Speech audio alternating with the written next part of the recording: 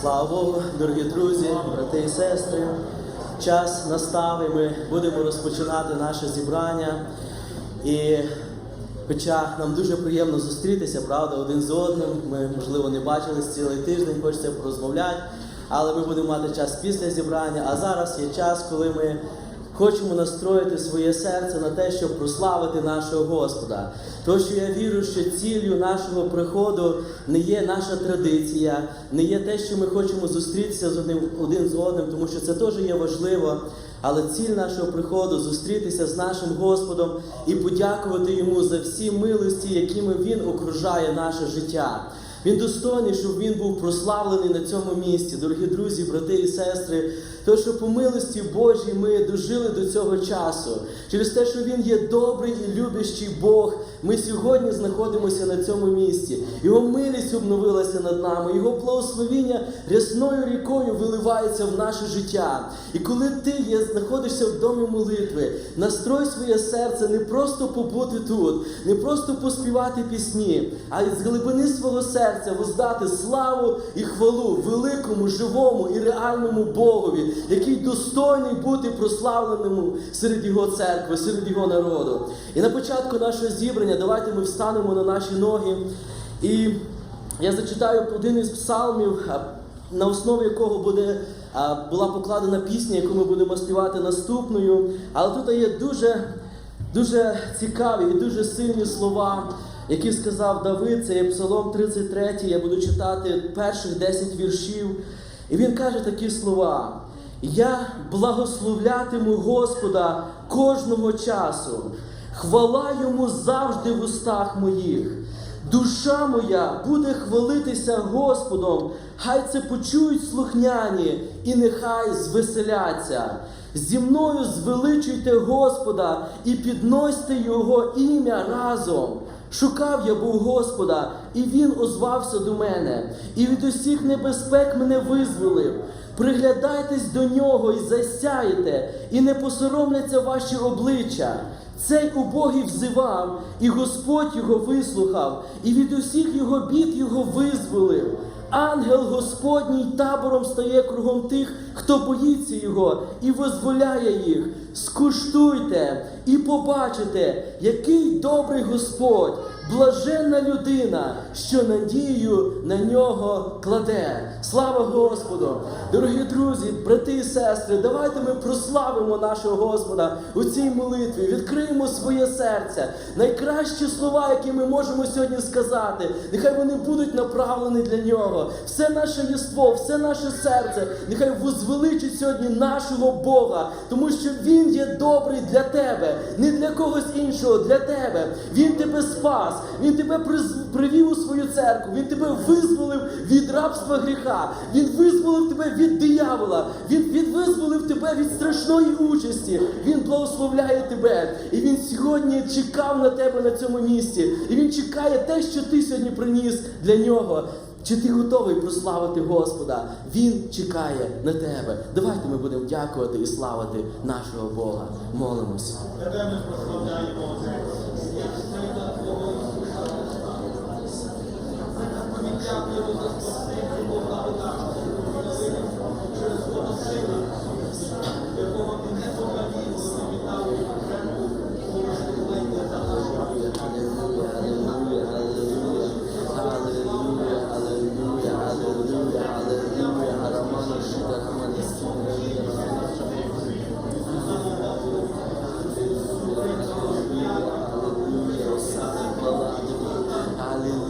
слава тобі, Господь! Алілуя, слава тобі!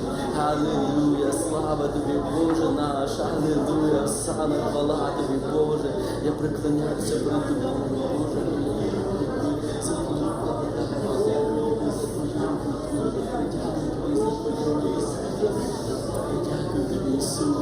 Алілуя, слава тобі! Алілуя, слава тобі, наш любий, наш дорогий Господь! Ми, прийшовши в цей ранковий час, Господи, в день молитви, Боже наш, наші серця, вони переповнені вдячністю Тобі. Господи, Боже, наше все єство, наше все бажання, наше серце, воно, Господи, воно стремиться до Тебе. Воно хоче возвеличити Тебе на цьому місці, Боже. Тому що коли ми дивимося на своє життя, коли ми дивимося на цю велику роботу, яку Ти робиш у нашому житті, коли ми дивимося, як Ти ведеш нас, як Ти оберігаєш нас, як Ти благословляєш нас, як Ти ісціляєш нас, як Ти звільняєш нас, як Ти благословляєш нас, як Ти є рядом з нами, як Ти наповняєш своєю присутністю, наповняєш Духом Твоїм Святим. Господи, як ми просто не можемо перелічити всіх цих великих милостей, які Ти виливаєш у наше життя. Ми, прийшовши в дім молитви, ми хочемо просто прославити Тебе, ми хочемо возвеличити Тебе, ми хочемо, щоб на цьому місці, Господи, Тобі було приємно перебувати серед нас, щоб на цьому місці був збудований жертвенник хвали і поклоніння перед Твоїм святим ім'ям, тому що Ти є Бог наш,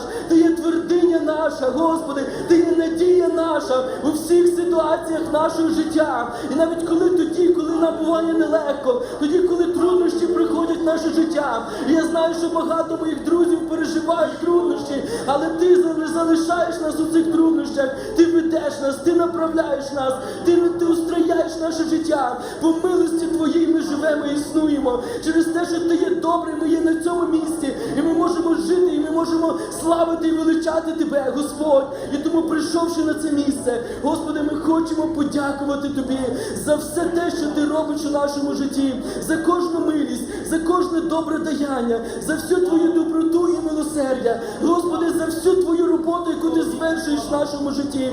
Ми не можемо все це перелічити. Ми не можемо все, Господи Боже, назвати, тому що цього є надзвичайно багато в нашому житті. Господи, бо Тобою ми дихаємо і існуємо. Господи, бо Ти є наш Бог і Ти є наша твердиня.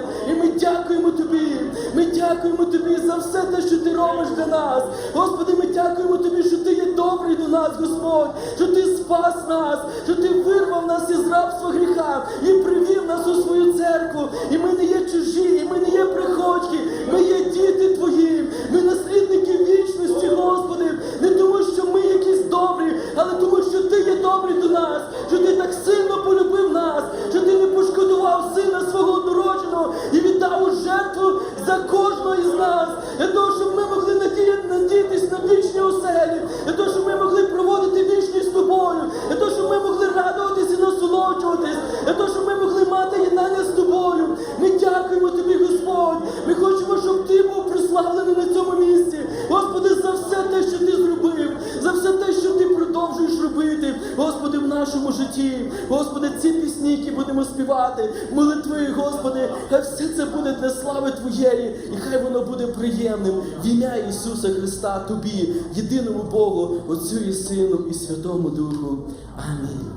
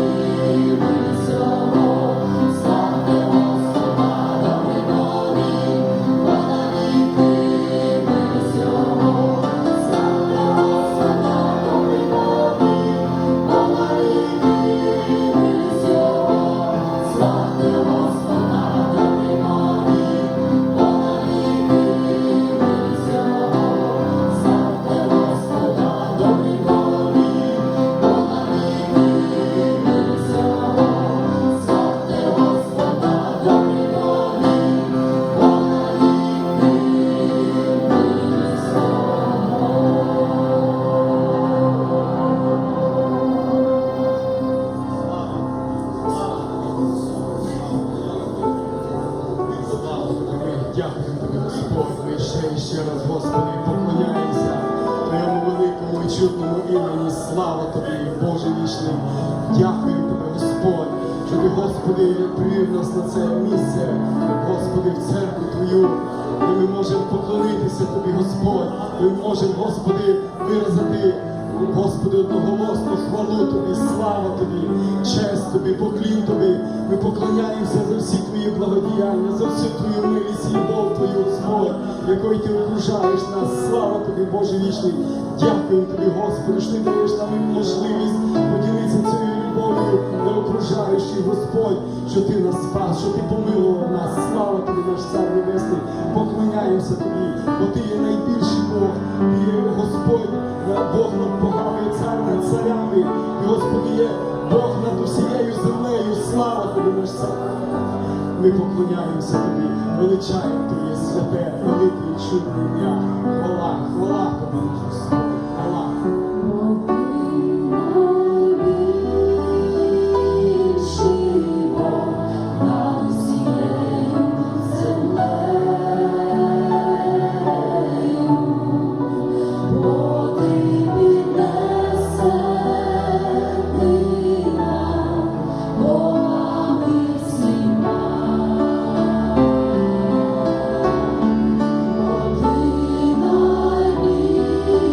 найбільший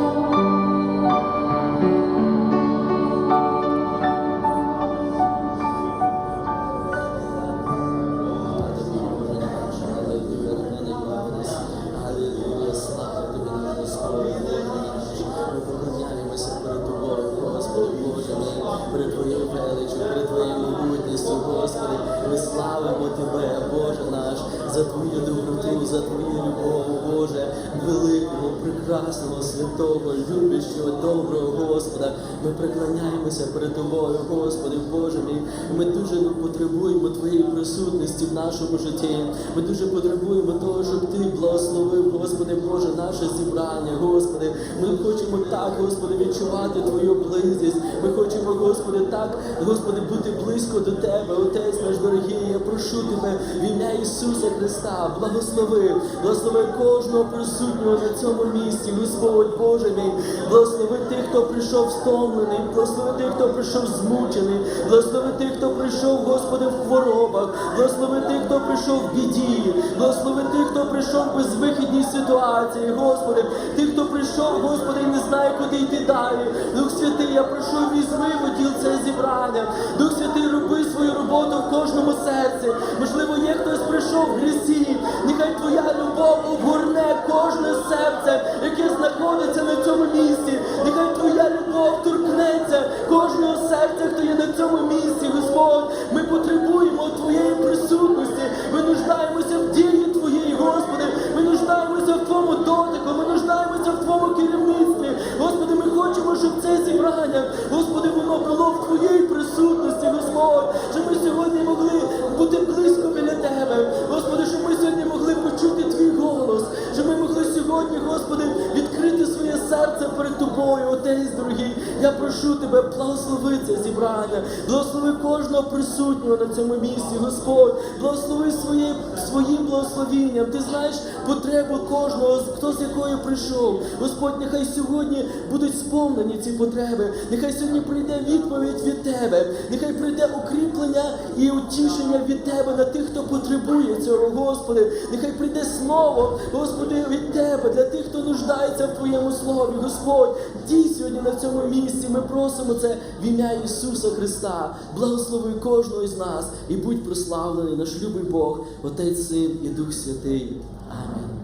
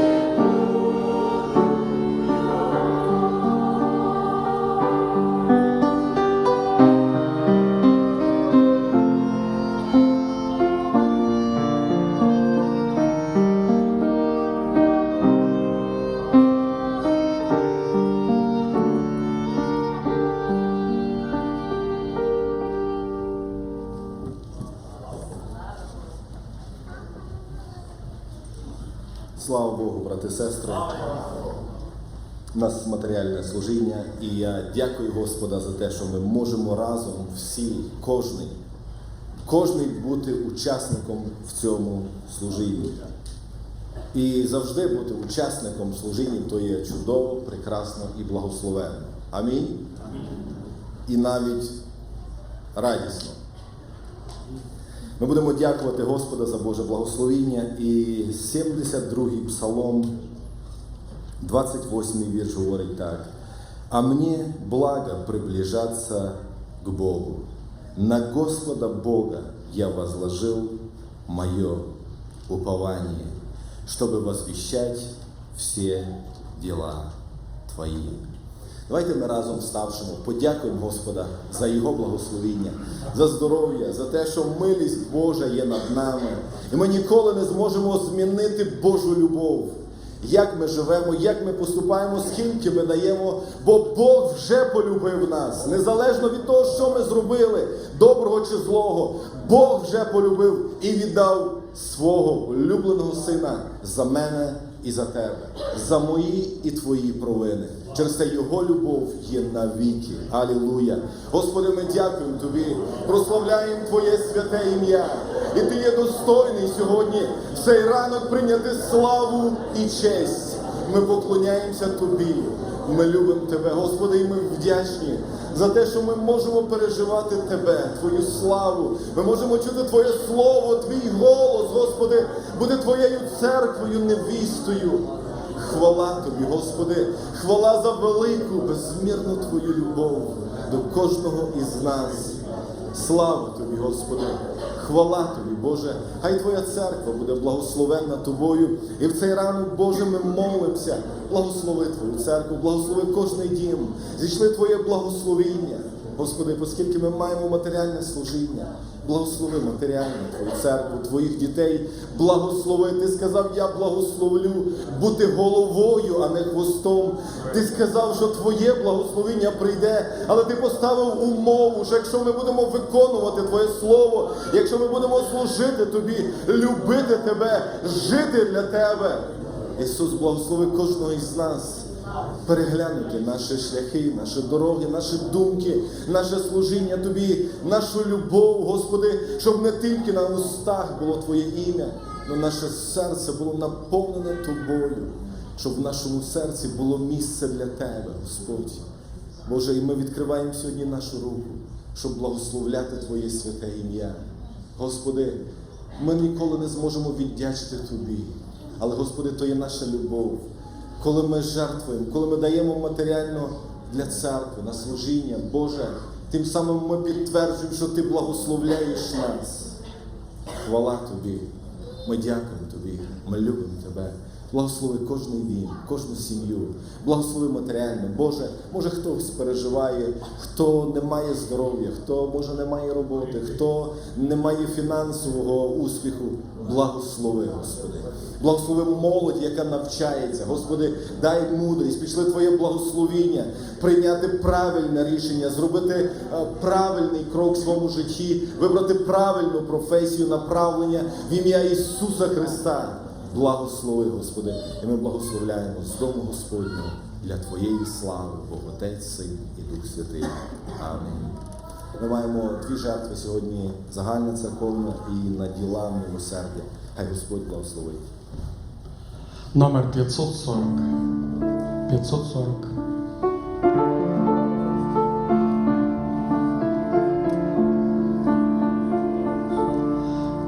Ісус тебе чекає, щоб любив. Ісус тебе чекає, щоб любив. Ісус тебе чекає, щоб любив. Ісус тебе чекає, щоб любив. Не значить раси чи від кольорів людей. І люби всіх, як братів, роби добро. Не значить раси чи від кольорів людей. І люби всіх,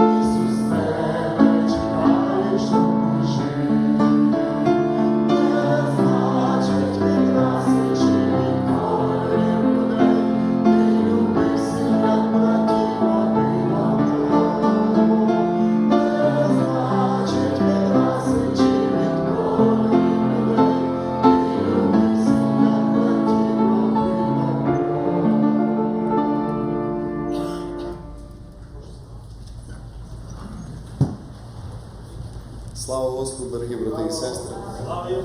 Мені приємно бути вдома. А сьогодні я буду без перекладу, буду мовою, яку більшість з вас розуміють. I'm sorry, kids. Next time is going to be in English.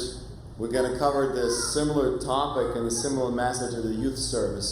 So everybody is invited. But for today, we're going to, if you need translation, I think in the back, Igor is going to take care of that. Але я буду сьогодні проповідати українською мовою. Перш за все хотів подякувати вам. Знаю, що багато з вас молилися, підтримували нас в той час, коли ми були в Україні на місійній. Це була для мене, напевно, найцікавіша і найтака успішніша місійна поїздка в моєму житті. Я вам сьогодні трошки поділюся свідоцтвом. І, звичайно, було багато привітів з багатьох церков, від нашого єпископа паночка, від братів з церкви Київ, з Філадельфії, з Одеси, з Харкова, з Херсона, з Миколаєва, з Івано-Франківська, з багатьох місць передавали особисто вітання пастору Євгену і всім нам. Але сьогодні я хочу цю часткову це свідоцтво теж поєднати в проповіді. Проповідь буде називатися «Боже покликання на твоє життя».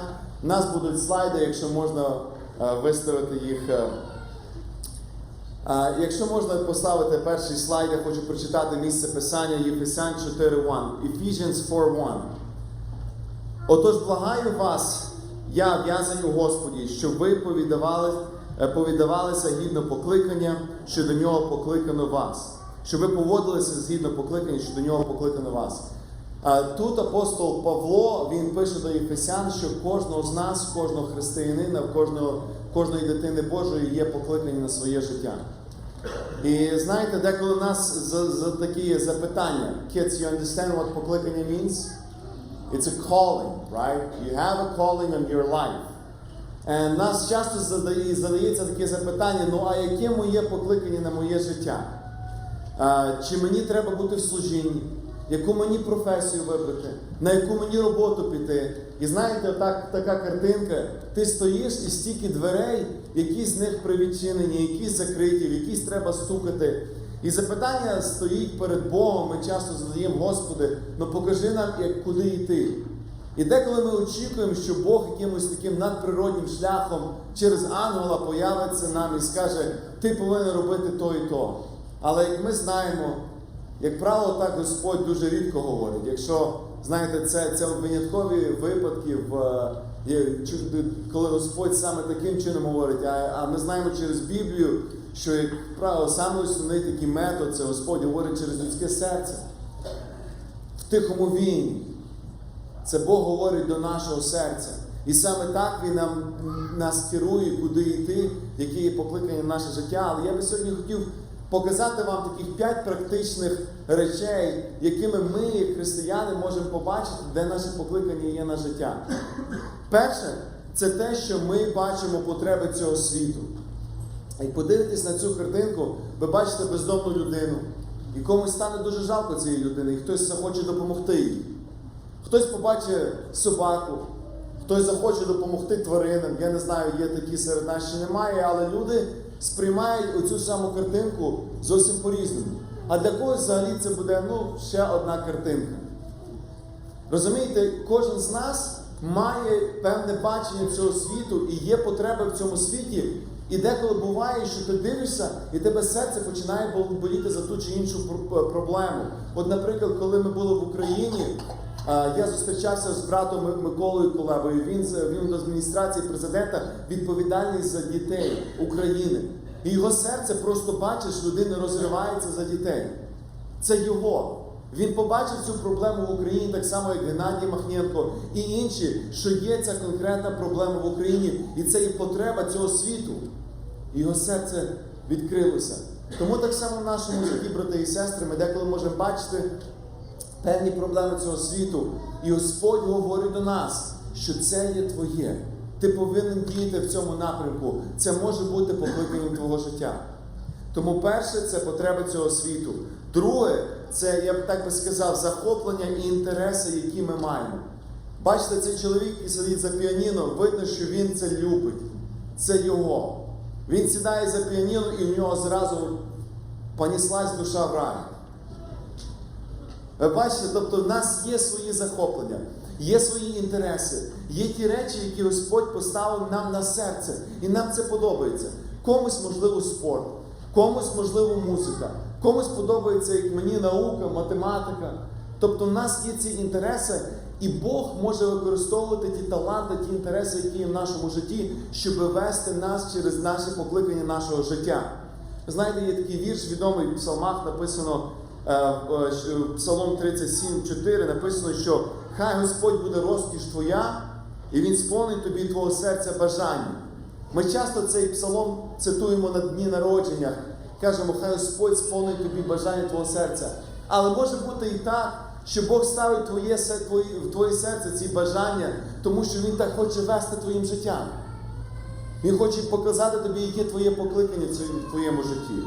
Тому захоплення і ці інтереси, які ми маємо, часто можуть допомогти нам визначити наше покликання. Третє, це є досвід твого життя. Знаєте, ми проходимо через радісні, через сумні такі речі у нашому житті. І рідко, знаєте, і часто так буває, ми запитуємося, Господа, Боже, а навіщо мені це в моєму житті? Навіщо мені проходити через цей сум? Навіщо мені проходити через цю долину випробувань? Задаємо собі не раз ці запитання. Легше, коли радісні події. Там ми славимо Господа, все так гарно. Але коли ми проходимо через ці долини, і ми задаємо, Господи, а нащо мені цей такий гіркий досвід мого життя?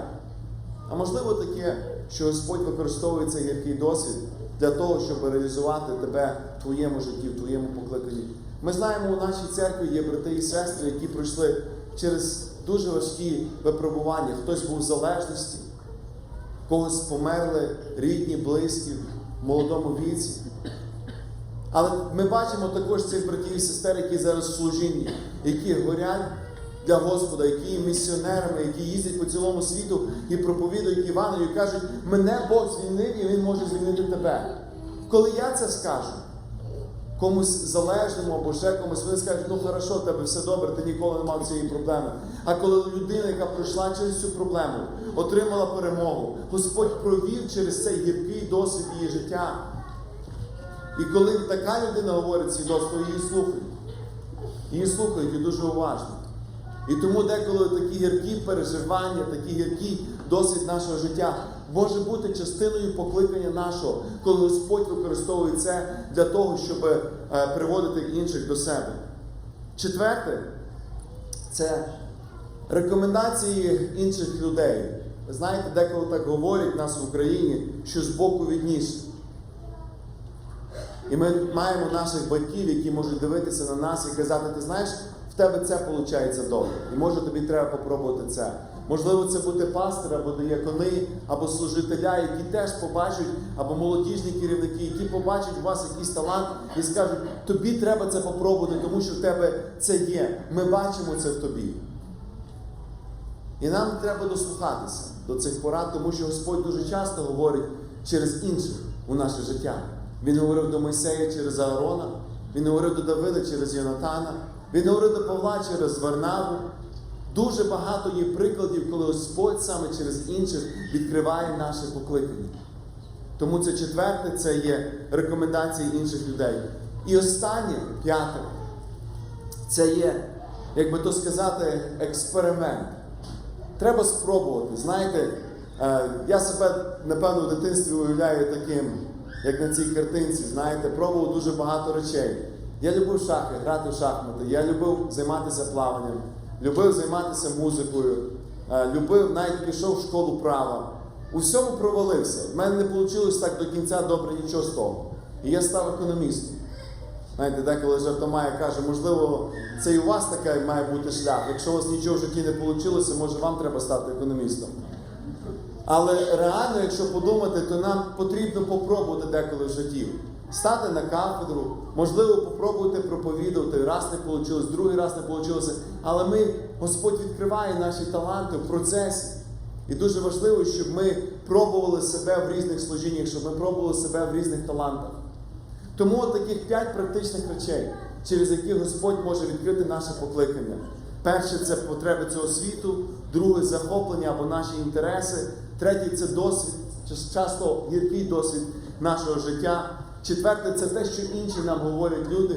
І останнє, звичайно, нам потрібно експериментувати, пробувати, яке є наше покликання на наше життя. Друге, що я хочу сьогодні поговорити, окрім того, що в нас є покликання на наше життя, кожної людини, everybody in this church, every young person, every old person has a calling in their life. Кожна людина в цій церкві має покликання особисте від Господа. Амінь? Амінь? Ви маєте покликання, я маю покликання, служителя мають покликання. Але не тільки у нас є покликання, як в церкві і індивідуально кожної людини, у нас теж є все необхідне, що Бог нам дав, щоб ми звершили це покликання. Тому друге, це про що я хочу сказати, що Бог дав тобі таланти і духовні дари. Якщо можна поставити оце притча про таланти, ми часто її читаємо. І в цій притчі сказано, що один чоловік, як відходив, покликав своїх рабів і передав їм добро своє.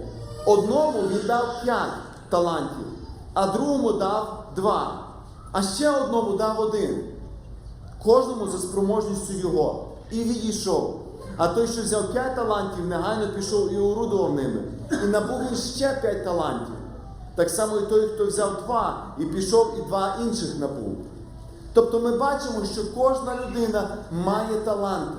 І, як правило, Господь дає нам ці таланти для того, щоб ми виконали наше покликання. Отака ілюстрація. Це тіло, можете подумати, що це є тіло Христове. І ви бачите, там є різні запчастини, і кожна між ними є люди. І кожна людина має свою відповідну функцію. Вона має свої таланти, які дав Господь їм. І ті таланти саме належать цій людині. І тільки вона може виконати ту функцію. Бо вона є тою особливою запчастинкою в тілі Христа і взагалі в цілому світі. Є деякі таланти, які нам передаються від батьків. Це наша генетика, ДНК.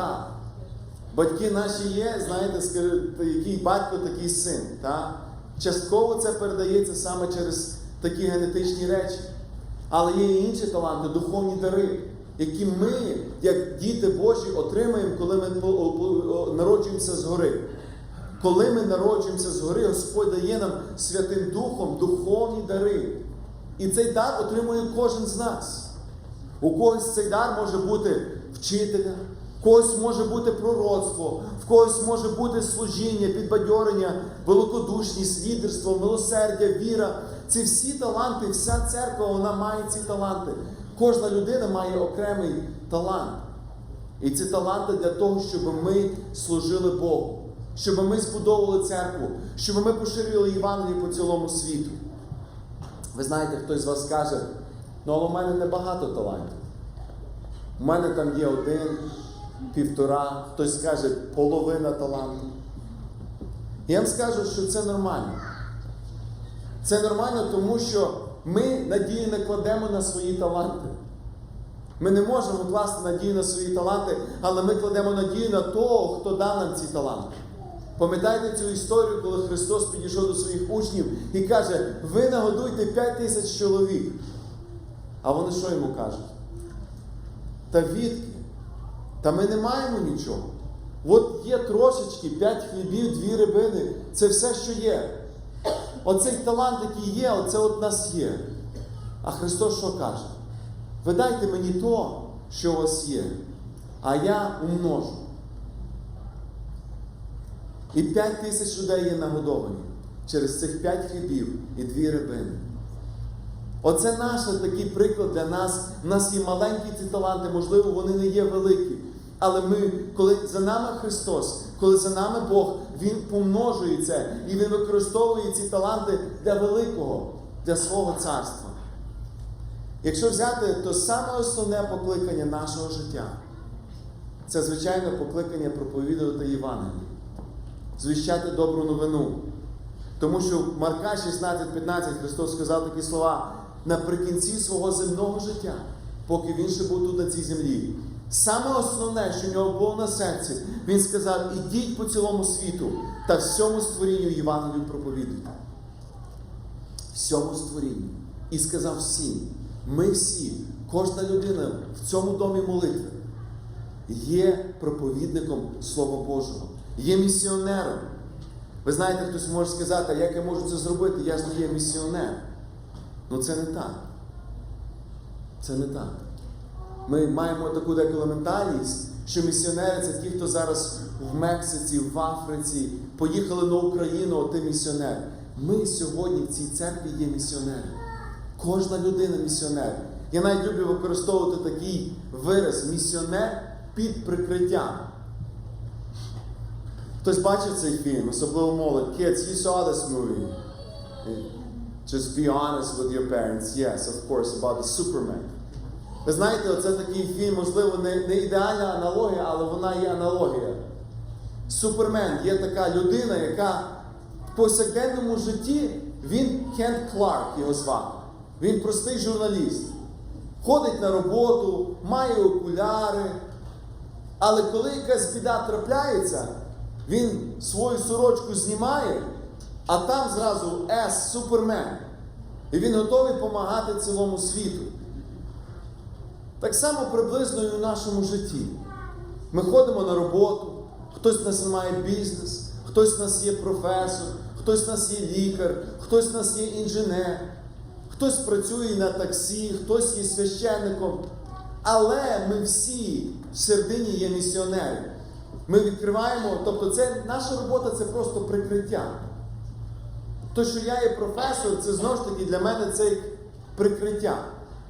Це в мене є свій піджачок, в мене є своя сорочка, але всередині я супермен. Я місіонер. Я місіонер, який покликаний в своєму житті розширювати діапазон Царства Божого. І кожен з нас – це є наше покликання. В школі, в університеті, на роботі ми всі є місіонерами. Я деколи навіть, можливо, таке неправильне, може, слово використаю, але слово таке, як шпіон. Ніби навіть не знаєш до кінця, а він на самому ділі, він є місіонер. Він є той, хто йде для того, щоб проголошувати Царство Боже. Ви знаєте, якщо можна ще наступний слайд, у нас часто буває така ментальність в християн, що є священство, а є прихожани. Є служителі, а є ті, кому вони служать. Ну є така градація, тобто воно так є. Але перед Богом ми є всі служителі. Ми всі є священники.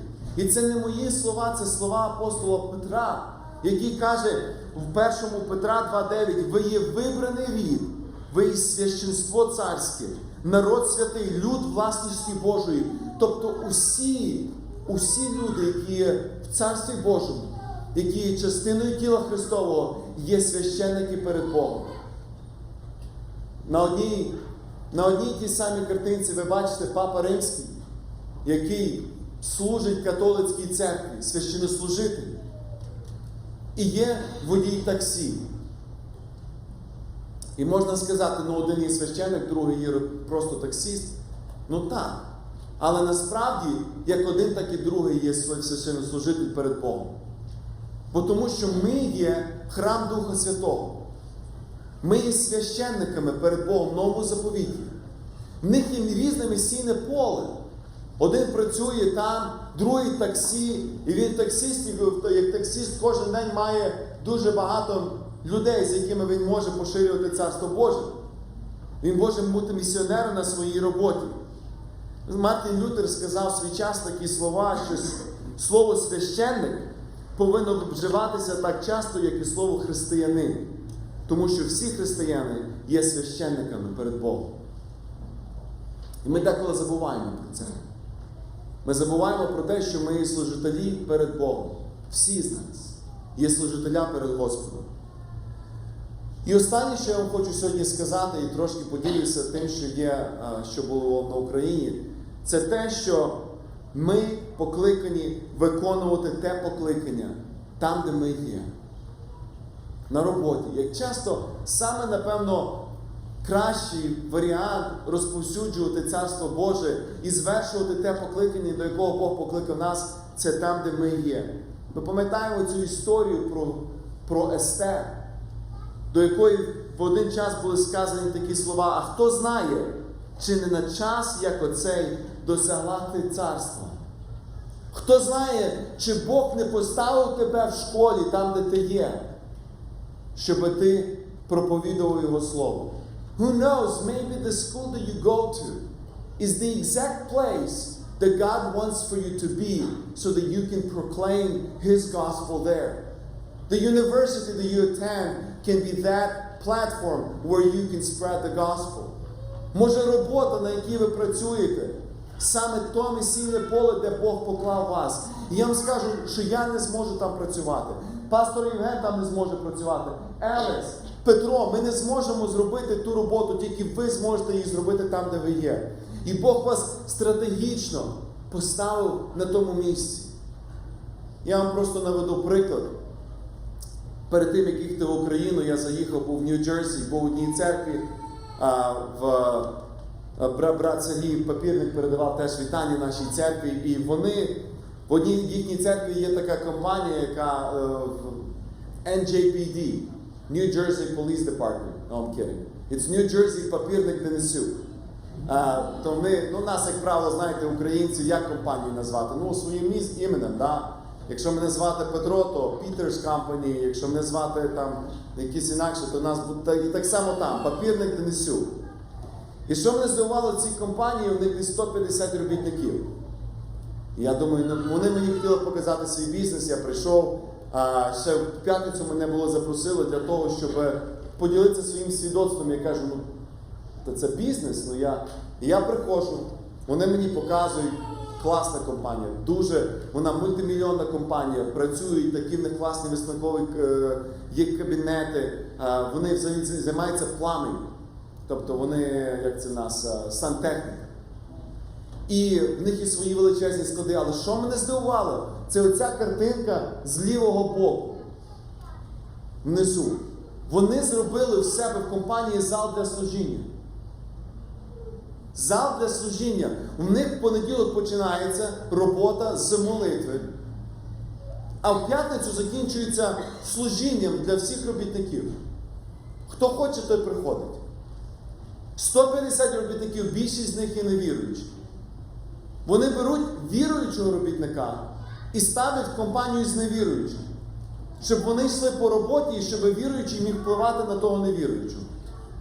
п'ятницю, кожної п'ятниці вечором в них служіння на роботі. Вільно, хто хоче, той приходить. В них же на служінні спасося дуже багато людей. Отримали як і водне хрещення, так і духовне хрещення. І вони зараз мають це приміщення на 50 чоловік, вони сказали, мало. Місця мало. Вони побудували нове приміщення на 250 чоловік. Це бізнес, брати і сестри. Просто я хочу показати вам, де ми є. Ми можемо звіщати Євангелію. Ми можемо проповідувати там, де ми є стратегічно. Було б в нас бажання. Було б в нас оце відповідь на це покликання. Я хочу коротенько ще, трошки, якщо можна, ще 5-10 хвилин, просто послужіння, яке Господь дав мені можливість вершати. Хочу легенько розказати, коротенько про це свідоцтво, якщо можна, наступний слайд. Так сталося, що 2 роки назад, по Божій благодаті, вся слава Господу, завжди, за все, я навіть не хочу нічого казати тут, але що коли вийшов був рейтинг Forbes в Україні, і вони прорангували економістів українського походження в світі. І Бог так зробив, що я попав в той список. В той список і поділив перше-друге місце з Юрієм Верніченком з Берклі, з University of California, Berkeley. І через це, що я ніби якось мене визнали як хорошого економіста, мене почали запрошувати в Україну, університет. І коли я приїхав в Україну минулого року, зі мною сконтактувала спілка християнських науковців. І вони сказали, давайте щось будемо робити, це буде рік реформації, 500-річчя реформації. І Бог відкрив ці двері в найкращі університети України. В Шевченка, в Києво-Могилянку, в Одеській, в Харківській. Господь відкрив ці двері, і ми думаємо, ну так, треба використовувати цей час через свою роботу, не як служителя, не як проповідника Слова Божого, а саме через те, що я є економіст. Бог відкрив ці двері, і ми сказали, добре, давайте будемо робити. Ми зробили команду. Я разом з Олею Романенко, хто є теж професор в Україні, ми зібрали команду 19 науковців з 5 країн світу. І ми написали книгу про реформацію, про протестантську реформацію. І вона називається «Успіх Європи і шанс для України». Ця книга вийшла десь 3 тижні тому в Україні, і саме під цю книгу ми зробили турне. До нашого складу підключився Олександр Турчин, ви бачите його по центрі, Вернон Сміт, Нобелівський лауреат з економіки 2002 року, відомі діячі, науковці, лікарі, професіонали своїх справ. 19 людей підключилось до цієї книги. Ми написали цю книгу, чому, як протестантизм вплинув на Європу і які уроки Україна може взяти для себе. І з таким меседжем ми проїхали по цілій Україні. Всі основні університети, можна наступний слайд? Всі основні університети, а це, до речі, це самий зміст книги, ми говорили про те, що як протестантизм взагалі вплинув на країни світу. Якщо бачите, в середньому протестантська країна десь на $13,5 тисяч на душу населення в рік багатша, ніж непротестантські країни. Католики мають невеликий плюс, а мусульмани мають великий мінус, якщо подивитися. Ми бачимо найнижчий рівень корупції в протестантських країнах, найвищий рівень свободи в протестантських країнах. ВВП на душу населення найвище в протестантських країнах. Чому так?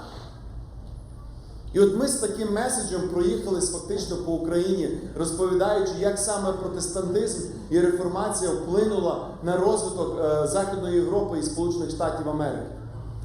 Ми донесли цей меседж більше 5 тисяч студентів. Якщо можна, наступний слайд. У нас були переповнені зали в університетах України, в Київській національній, Шевченка, Київський економічний, міжнародних відносин, Києво-Могилянська академія, Одеський політехнічний, Харківський національний, Миколаївський національний, Херсонський, Івано-Франківський.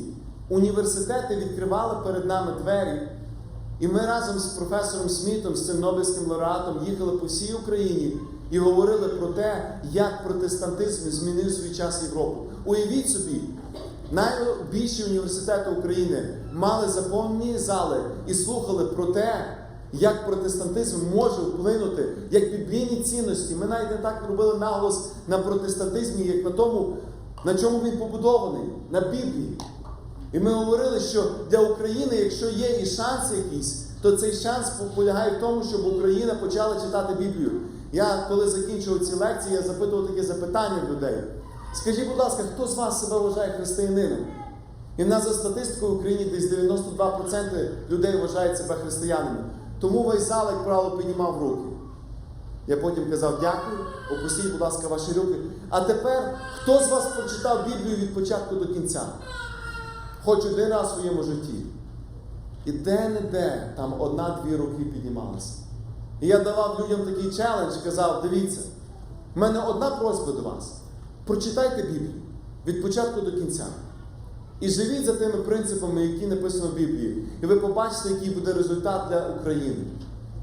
І з таким меседжем ми проїхались по половині України. У мене ще буде друге турне по західній частині України, бо ми не були ні в Тернополі, ні в Чернівцях, ні в Луцьку, ні у Львові, ні в Івано-Франківську. Ми ще не закінчили до кінця саме це турне таке.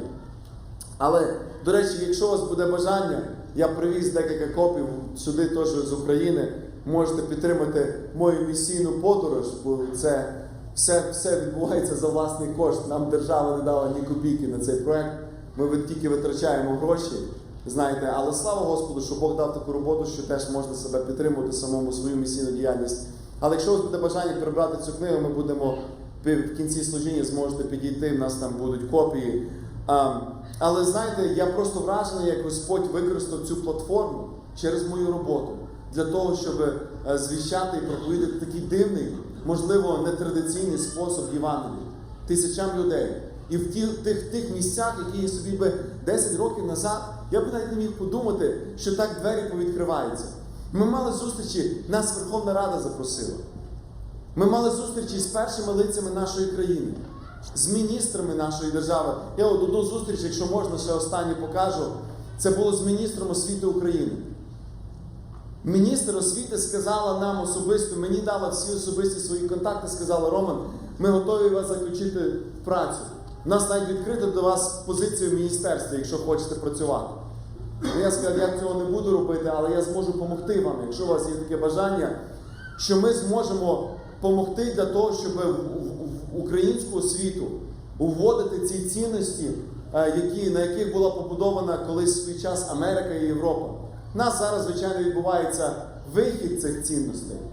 Біблію викидають зі школи, 10 заповідей викидають з судів.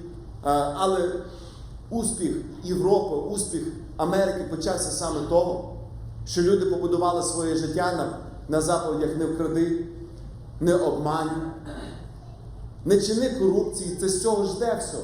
Воно випливає з 10 Божих заповідей. І якщо нам вдасться через Міністерство освіти, через такі цікаві такі моменти, де Господь відкрив ці двері, і ми зможемо попливати на дітей. Я не знаю, Скотт Темпл був тут, я не знаю, чи він говорив за це вікно 4.14, що 85% християн стають християнами, віруючими людьми з 4 по 14 років. Тому якщо ми зможемо через ці відкриті двері ці принципи проповідувати в школі, ми не повинні навіть наголошувати на протестантизмі. Ми просто повинні людей підвести до Євангелія. Сказати, на цих принципах була побудована в свій час Європа, в свій час Америка.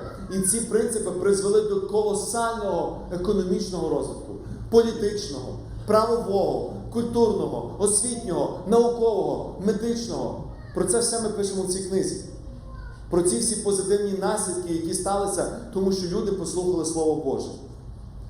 І я хочу просто підбадьорити нас, дорога церква, закінчити на цьому останньому слайді. Те, що поле готове до жнив. І це поле не так є в Домі Божому, як воно є за дверима Дому Божого. Там, де ми є, на наших роботах, в Старбаксі, в університеті, в школі, на роботі, де ви працюєте, у вашому бізнесі. Там є поле. Воно, Бог дав то поле вам. Я туди не можу підійти. Служителя туди не зможуть підійти. Ви там є. Бог відкрив це поле, Він дав вам покликання на ваше життя. І Він дав вам таланти. щоб ви були саме там, де ви є. І я просто закликаю нас, дорога церква, давайте використовувати цей час, використовувати ці таланти для того, щоб поширювати Царство Боже. А йому хай за все буде слава. Амінь.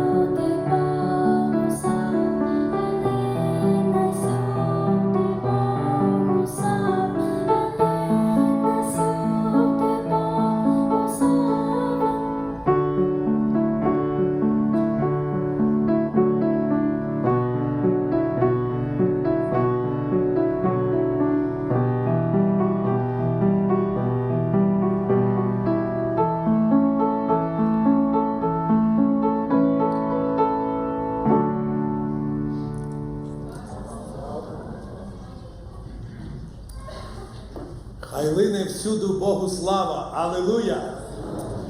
Чудова пісня Лізі, хай Господь тебе благословить. Дуже важливо, коли ми є з Господом, коли ми є в близості, спільності з Ним, то Він є з нами. Алілуя! Хор чудову пісню проспівав, Він є тут, щоб зустрітися з тобою. Чи ми віруємо, що тут є Господь, і чи маємо ми з Ним зустріч і спільність? Це є дуже важливо.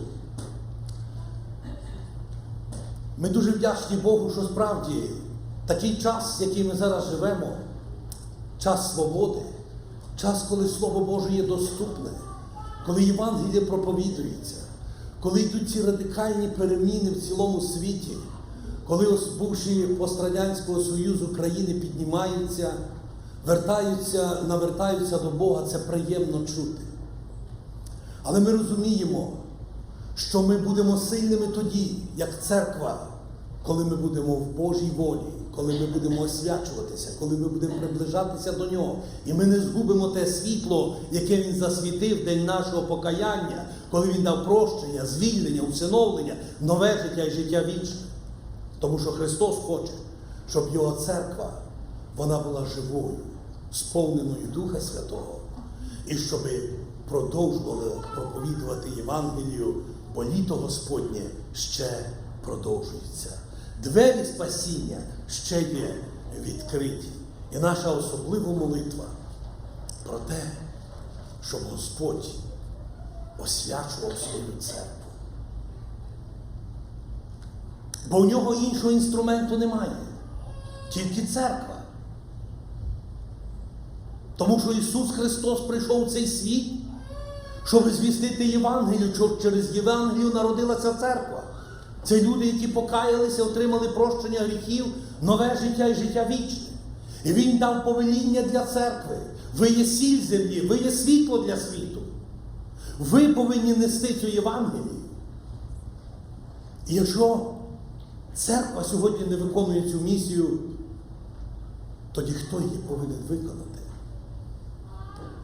Я хочу сьогодні ділитися Словом Божим, продовжити цю тему, яку я вже розпочав. Це про освячення. Тому що воля Божа – це є освячення наше. І ми розуміємо, що ми, як церква, які спасенні, отримали прощення гріхів, ми можемо далі прогрішатися. І нам потрібне очищення, освячення. Тому що людина може согрішати і тілом, і духом, і душою. Вона може грішити і проти Бога, проти ближнього і проти власного тіла.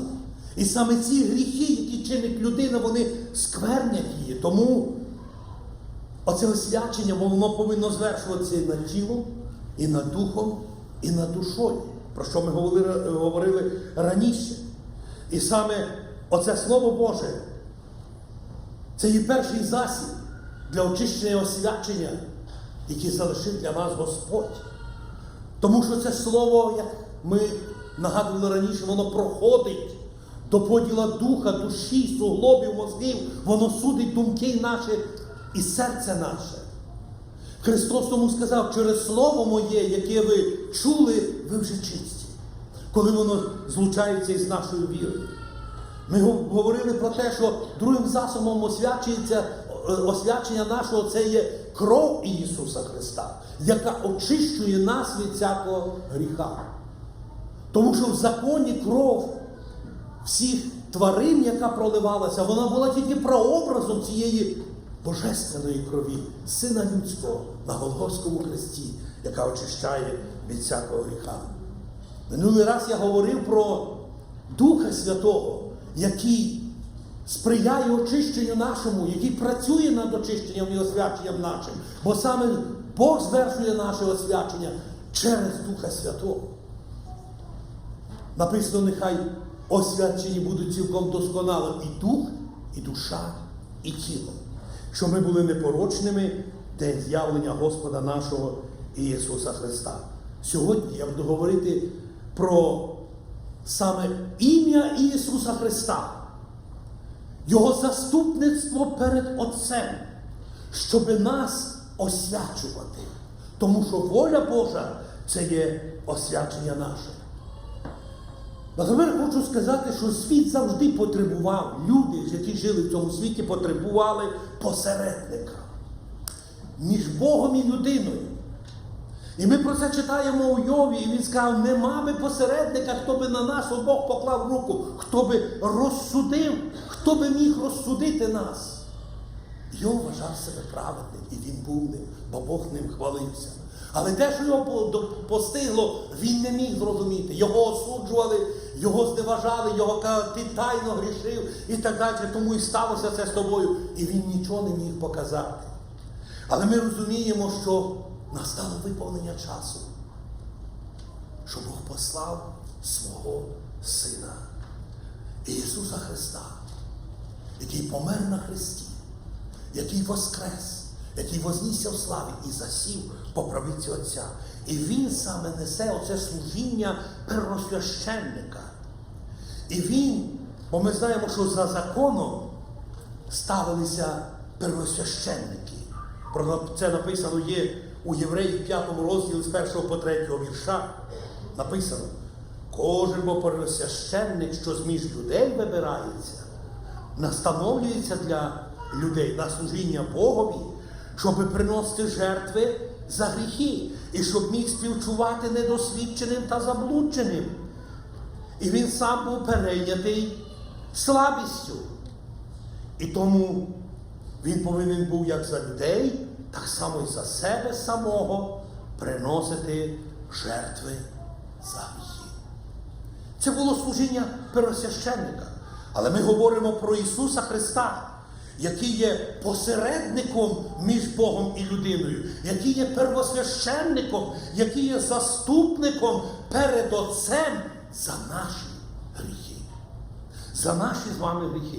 Тому написано в Євреїв 9 розділ 15 вірш, Він посередник нового заповіту, щоб через смерть, що була для відкуплення від переступів, учиненим за першого заповіту, покликані прийняли обітницю вічного спадку, тобто вічне життя в Ісусі Христі.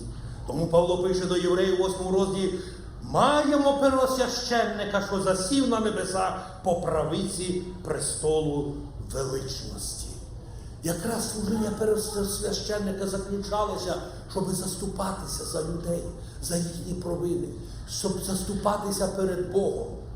І тому головний вірш, який я прочитаю, це 1 Іоанна, 2 розділ, 1 і 2 вірш. Це звернення до церкви, до віруючих. І так говорить для нас Слово Боже. Діточки мої, це пишу я до вас, щоб ви не грішили.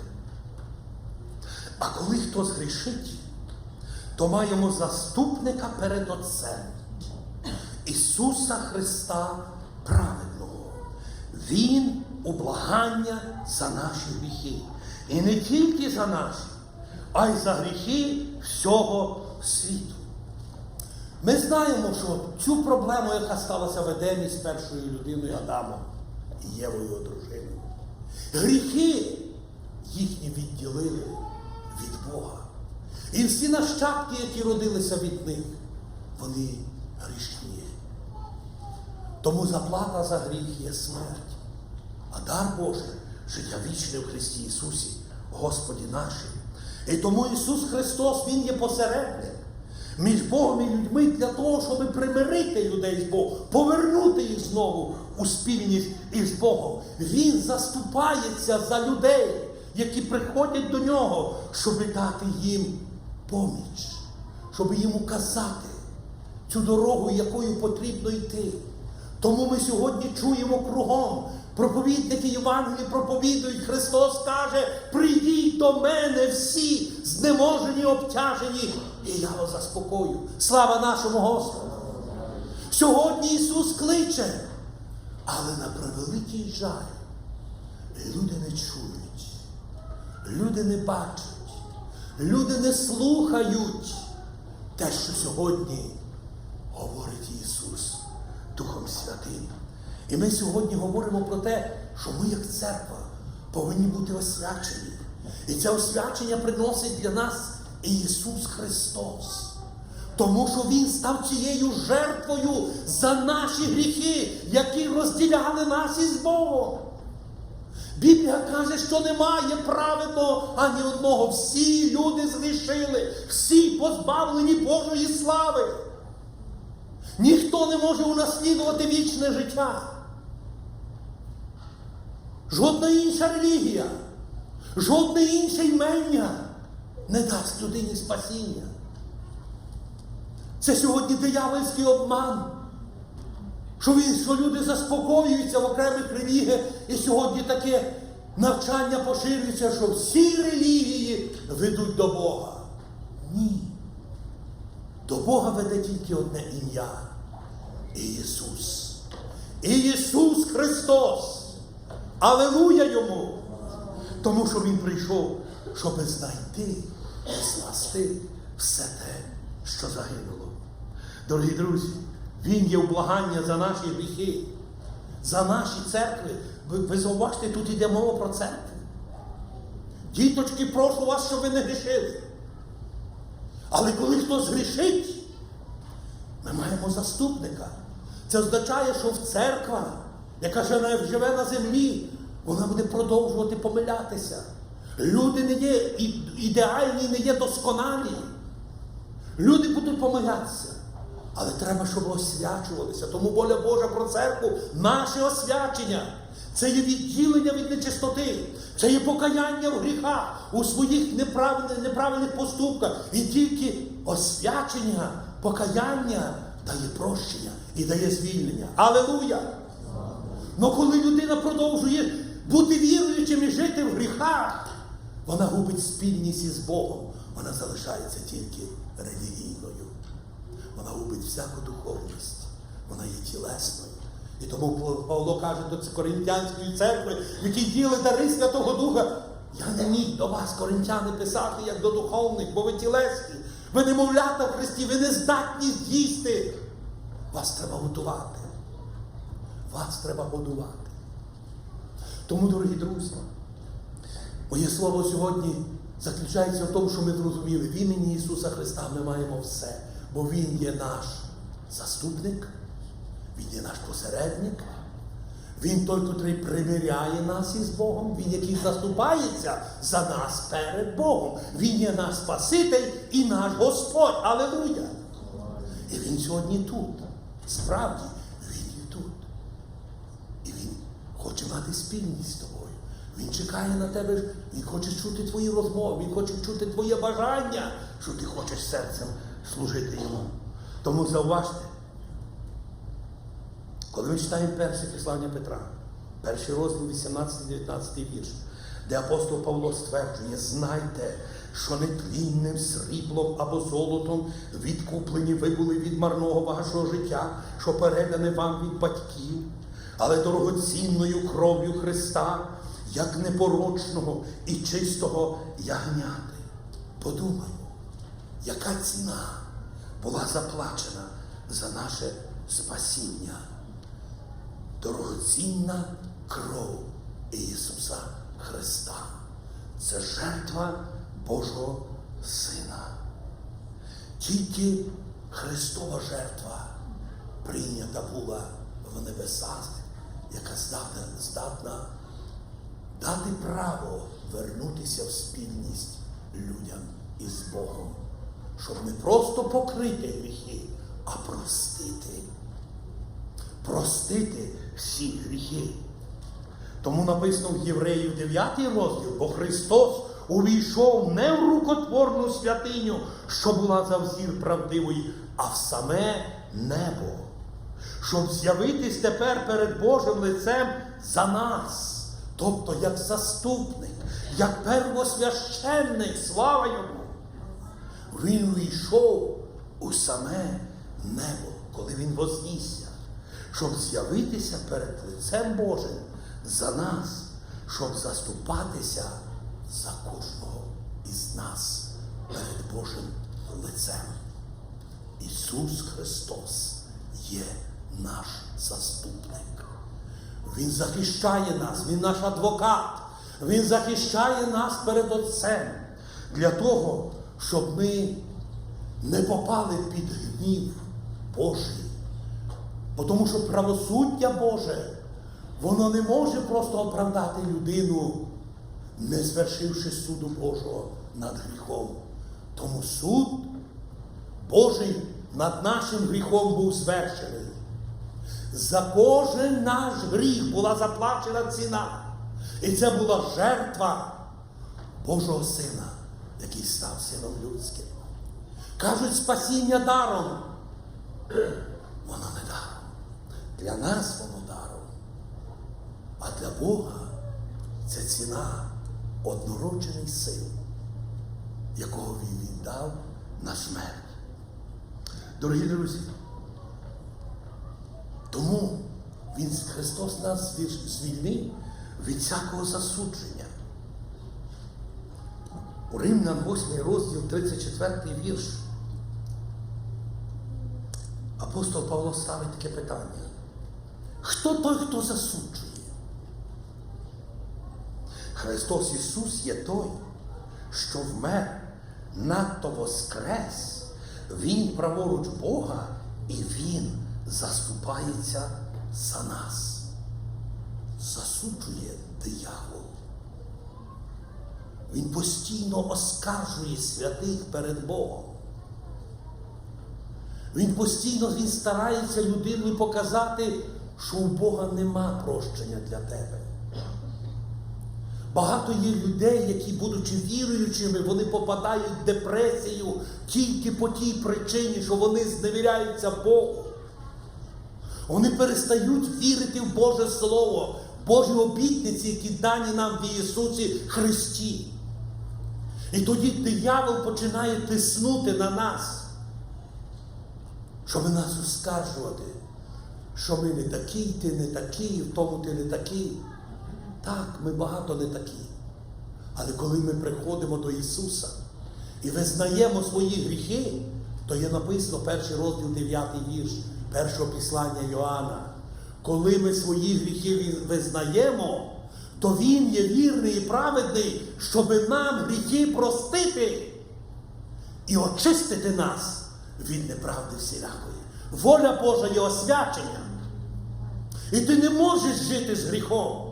Ти повинен освятитись. Тому Іоанн пише в 2 розділі, діточки, пишу вам, щоб ви не грішили. Но коли хтось грішить, ми маємо заступника перед Отцем. Ісуса Христа праведного. Він є облагання за наші гріхи. Згрішив, сумління тебе судить. Ставай на коліна. Визнавай свій гріх перед Ісусом. Кайся в своїй провині. І приймай вірою прощення. Приймай вірою звільнення. Це є воля Божа. Тому що є тільки один посередник між Богом і людьми. Це людина Ісус Христос. 1 Тимофія, 2 розділ, 5 вірш. Який дав самого себе на викуп за нас. Ми викуплені. Ціна заплачена. Ціна вже заплачена. Ким? Ісусом. І це дорога ціна. Я хочу привести один приклад заступництва. Коли Бог заступається, просто бачучи слабість, неміч людини. Давайте прочитаємо Слово Боже. Це Євангеліє Йоанна, 5 розділ, з 5 по 9 вірш і з 13 по 14, тому що це довше, аби економити час. Це є, коли Ісус Христос прийшов був у Віфезду.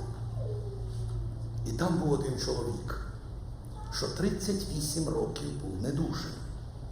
І як Ісус його вгледів, що лежить, і відаючи, що багато він часу слабує, говорить до нього: «Хочеш бути здоровим?» Відповів йому хворий: «Пане, я не маю людини, щоб вона, як порушено воду, до купальні всадила мене. А коли я приходжу, то передо мною вже інший улазить». Говорить до нього Ісус: «Уставай, візьми ложе своє та й ходи». І зараз одужав оцей чоловік. і взяв своє ложе і ходив. 13 вірш.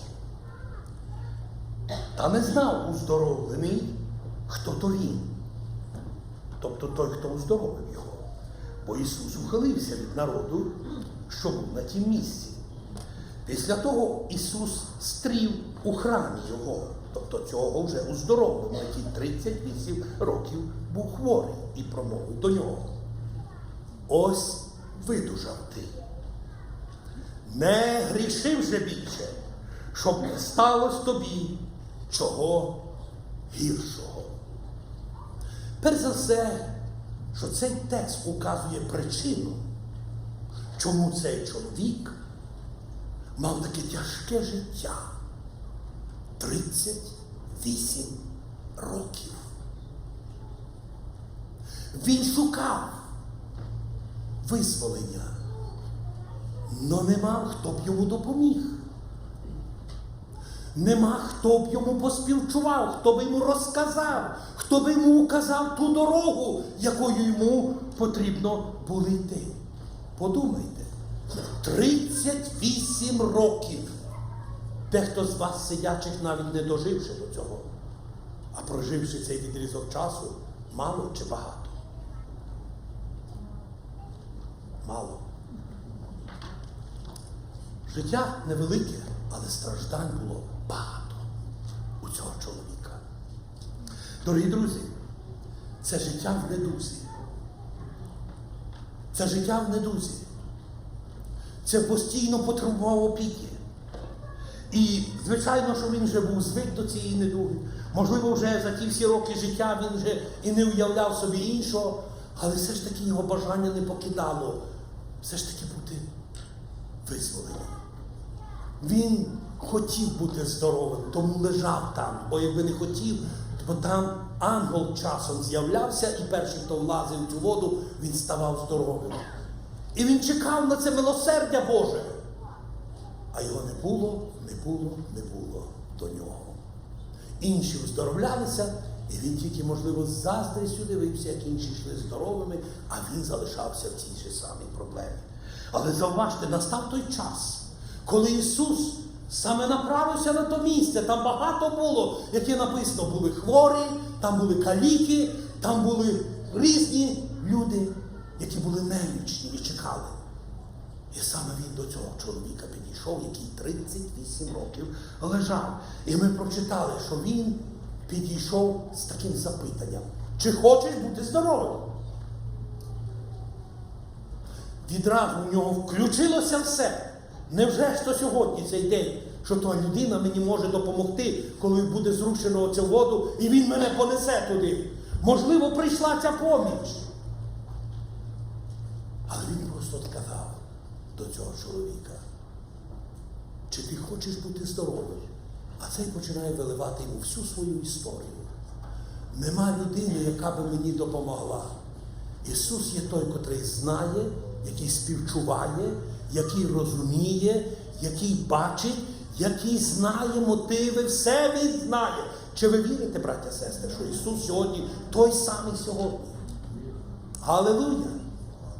Коли ми віримо, що той Ісус самий сьогодні, Ісус сказав до цього чоловіка: уставай, візьми своє ложе і йди, ходи. І зауважте, зразу же цей чоловік встав, взяв ложе і пішов. Але це була субота. Почалися проблеми, бо люди інші почали. Ісус зразу відійшов. Але ось він знову зустрічає його. І знову продовжується діалог.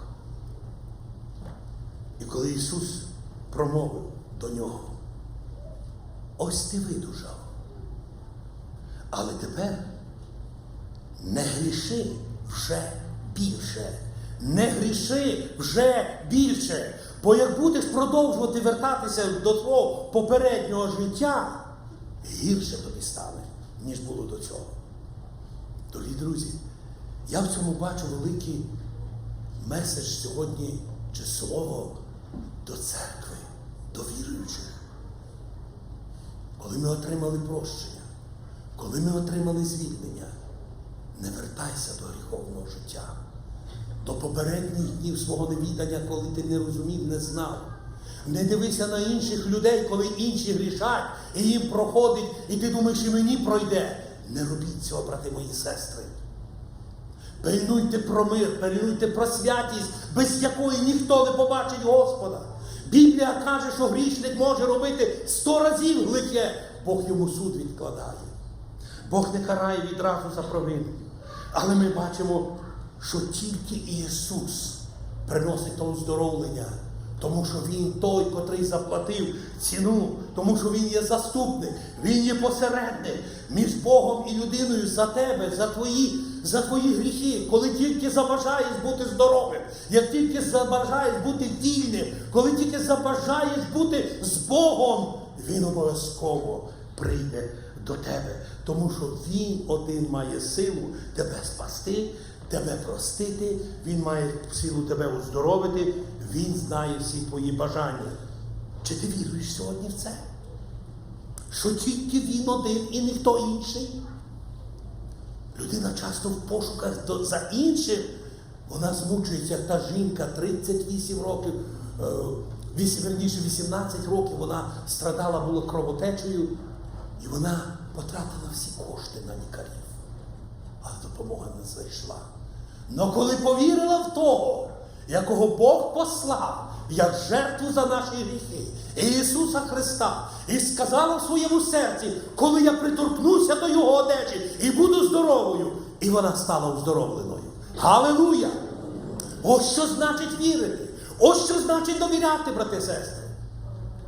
Слава нашому Господу! Тому що Бог є той, який все знає, який співчуває, який хоче допомогти кожному, хто вірує в Нього і хто приходить до Нього. І приходить такий, який Він є, без всяких прикрас. Нам не треба себе, знаєте, прихваляти чи прикрашати, коли ми йдемо до Христа. Бо є написано про Нього, що Він не має потреби, що хтось йому говорив за людину. Бо Він знає про людину все. Амінь? Він знає все. Тому в Євреїв написано, 2 розділ 17 вірш, тому мусив бути він у цьому подібний братам, щоб стати милостивим і вірним первосвященником у Божих справах для благання за гріхи людей. Для того він був людиною, для того він все це перетерпів, що він умів співчувати сьогодні тим, котрі в проблемах. Тому Ісус, Він знає всі твої тягари. Він дуже співчуває і Він хоче нам допомогти. Тому що Він є Господь. Він знає всі рани, всі болі, всі образи. Він знає все. Тому Він хоче тобі допомогти. Він хоче тебе спасти. Написано в Євреїв 7 розділ 25 вірш. Тому може Він завжди і спасати тих, може Він завжди, чи десь колись. Завжди. Він може завжди спасати тих, хто через Нього, тобто через Ісуса, до Бога приходить. Він завжди живий, щоб за них заступатися. Алілуя! Сьогодні Ісус Христос заступається за нас перед лицем Отця. І Він питає, Він каже, ти хочеш? Ти хочеш, щоб я заступився? Бо Він хоче. Пам'ятаєте, як той прокажений прийшов до Ісуса Христа? І каже, Господи, якщо ти хочеш, можеш мене очистити. Що відповів Ісус? Хочу бути чистий. Він сьогодні так відповідає кожному. Коли ми його питаємо, коли ти, Ісусе, хочеш?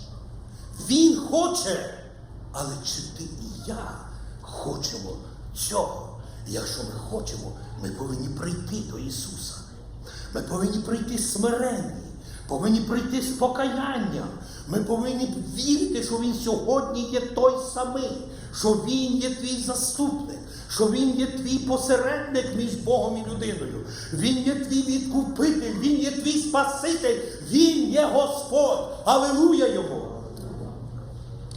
Дорогі друзі, Христос ніколи не може бути для людини тільки, знаєте, так, як рятівник в день проблеми. От часто віруючі хотіли би так, щоб було. Коли я покличу, ти мені, Господи, відповіш, виріши мою проблему, а я розвернувся в другий бік від тебе і пішов, бо в мене вже все вирішено. Ти вже мені не потрібний. Знаєте, деколи люди хочуть від Ісуса, але не хочуть самого Ісуса. Не хочуть Його волі про себе. Не хочуть іти Його дорогою так, як Він вчить нас через своє Слово. Тому післання до Євреїв, якраз 12 розділ, 2 вірш говорить, що ми постійно дивилися на Ісуса, як на начальника і виконавця віри, який замість радості, яка була перед Ним, Він перетерпів хрест, не звертав уваги на сором, сів по правиці престолу Божого. Ми дивилися на Нього, як Він поводився, бо який Христос, такі Христові. Якщо ми не такі, то ми вже повинні вертатися до Нього з покаянням і просити милості і прощення, і дивитися тільки на Нього. Тому що в Дії 24:12 написано: немає ні в ким іншим спасіння, бо під небом нема іншого імення даного людям, що ним би спастися ми мали. Тільки і тільки Ісус. Алілуя! Отак ми повинні вірити Йому. Отак ми повинні довіряти і йти тільки до Нього. Тому що, знаєте, як написано, ми були в світі, ми грішили. Коли ми прийшли до Нього, Він нас умив, Він нас очистив. І саме ми оправдання отримали в імені Його. Тільки в імені Його. Про це свідчить Слово Боже. 1 Коринтян, 6 розділ, з 11 вірша. Попередньо там перераховані всі гріхи, якими ми грішили, а там далі. І такими були дехто з вас. Але ви обмились, але освятились, але виправдалися іменем Господа Ісуса Христа і Духом нашого Бога. Слава нашому Господу! Тому оправдання йде тільки від Ісуса. Він нас признає невинними тоді, оправданими тоді, коли ми каємося, коли ми знайшли оправдання в імені Його. Бо Христос є наше оправдання і перед Богом, і перед дияволом, і перед світом. Христос є наше оправдання. Алілуя! Бо не ми платили за наші гріхи, а хто заплатив? Ісус. Ісус! Він заплатив за наші гріхи. Давайте ще одну ілюстрацію, я прочитаю Слово Божого. Це буде Євангеліє Іоанна, 8 розділ, прочитаємо з 8 розділу, з 2 вірша. Над ранком прийшов знову Ісус в храм. Всі люди збігалися до Нього, а Він сів і навчав їх. Я хочу тільки фразу. Над ранком люди, то нам ще не був ранок. Над ранком Ісус прийшов в храм, а люди збігалися. Не так, як буває в нас. Уже зібрання почалося, а люди ще не біжать. Приходять другий раз і на півзібрання, дехто на закінчення, а ще не закінчилося, вже спішать додому. Но там було не так. Знаєте, люди, які прагнули бачити Ісуса і спільність мати з Ним, написано, над ранком прийшли знову у храм. Вони були вчора, прийшли знову, і всі люди збігалися до Нього, і Він сів і їх учив. І ось книжники та фарисеї приводять до Нього в перелюбі схоплену жінку. І посередині ставлять її. І говорять йому: оцю жінку, учителю, зловлено на гарячому вчинку перелюбу. Мойсей же в законі звелів нам таких побивати камінням. А що ти говориш? Це сказали вони, його спокушуючи, та щоб мати на нього скарження. А Ісус нахилився додолу, по землі писав пальцем. Коли ті не переставали питати його, він підвівся, промовив до них: хто з вас без гріха, нехай перший на неї той каменем кине. І він знов нахилився додолу і писав по землі. А коли це почувши і сумлінням докорені, стали один по одному виходити, почавши з найстарших аж до останніх. І зостався сам Ісус і та жінка, що стояла всередині. Підвівся Ісус і нікого, крім жінки, не бачивши, промовив до неї: де ж ті, жінко, що тебе оскаржали? Чи ніхто тебе не засудив? А вона відказала: ніхто, Господи. І сказав їй Ісус: не засуджую і я тебе. Іди собі, але більше не гріши. Дорогі друзі, уявімо собі оцю картину на одну хвилинку. Храм. Люди збіглися до храму. Ісус, який навчає людей. І раптом книжники і фарисеї силоміць тягнуть жінку, розбиваючи той натовп, ставлять її на середині. Можете собі уявити вигляд тої жінки, як вони, можливо, за нею слідкували, можливо, вони її взяли в такому стані, бо, бачите, вони свідчать, що це був гарячий вчинок. Ми її схопили на переліву, що вона зрадила свого чоловіка. І ось нам Мойсей в законі сказав: отаких побити камінням. Я не думаю, що вони прийшли до Ісуса, аби дуже там дбати про ту сім'ю, яка, можливо, мала проблеми, чи про цю жінку, яку вони там приволочили перед Ісуса. Суть в тому, що вони були повні суду. Вони прийшли з камінням в руках. Вони прийшли, щоб її побити перед лицем Ісуса. Вони хотіли: а що ти скажеш? Що ти, Ісус, скажеш на це? Люди, я думаю, стояли онімілі всі. Тому що Ісус, який навчав, перебили все навчання, тому що книжники і фарисеї прийшли і привели цю знеможену, збідовану гріхами жінку, яка, можливо, трусилася і вже дивилася смерті в вічі. Вона знала, що від тих фарисеїв, від тих книжників їй помилування не буде. Але вони хотіли не тільки ще жінку осудити, але хотіли ще Ісуса засудити, який буде порушувати закон Мойсея, який наказав: камінням таких потрібно побивати. Дорогі друзі, не було заступника, не було жодного з людей чи посередника, хто би міг вступитися. А ви хоч розібралися в цій ситуації? Чи ви знаєте, що це таке? Можливо, там потрібно розібратися? Не можна ж тако засуджувати людину. Але цього не було. І бачимо, що Ісус говорить одне слово: хто з вас є без гріха, перший каменем кинь оцю жінку. Іншими словами, вчини суд. Вчини суд. Це буде справедливий суд. Закон так сказав. Але якщо ти сам без гріха, зауваж, це не то, що Христос зневажив закон. Ні, це справедливо. Але хто має право судити? Хто має право судити? Бог є суддя для всіх.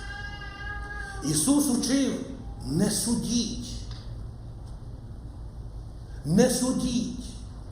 Бо яким судом ви будете судити, таким будуть вас судити. Ісус весь суд за людські гріхи, справедливий суд, гнів Божий на людей взяв на себе. Ісус взяв на себе цей суд. І Він був без гріха. І Він взяв цей суд на себе, тому Він сказав таке: зробіть це. Але совість ще була в людей. І осуджені совістю ніхто з них перший не підняв камінь. Якби хтось це перший один зробив, знаєте, так сьогодні всі мовчать тихо, поки хтось один щось не скаже. Як перший сказав, таке лавина суд. Вже всі тоді говорять: завжди має бути перший. Але той, хто говорить перший, бере на себе велику відповідальність. Велику відповідальність. І ця жінка, яка тремтіла, Ісус нахилився, продовжував писати. Що Він писав, ми не знаємо. Дехто каже, гріхи писав, ми не знаємо, що Він писав. Я думаю, напевно, Він писав, що так Бог полюбив світ, що віддав свого сина однородженого. Я не думаю, що Він дав гріхи, бо всі люди грішні. Але я думаю, Він був сповнений любові і милосердя. Не тільки до цієї жінки, а до тих всіх фарисеїв, садукеїв, тих первосвящеників.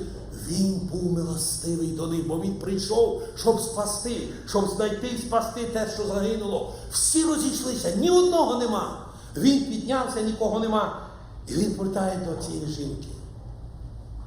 Жінко, а де ті всі, що тебе привели, щоб тебе засудити? А вона каже, нема нікого. Нема нікого, хто б мене вже судив. І він їй каже, і я тебе не суджу.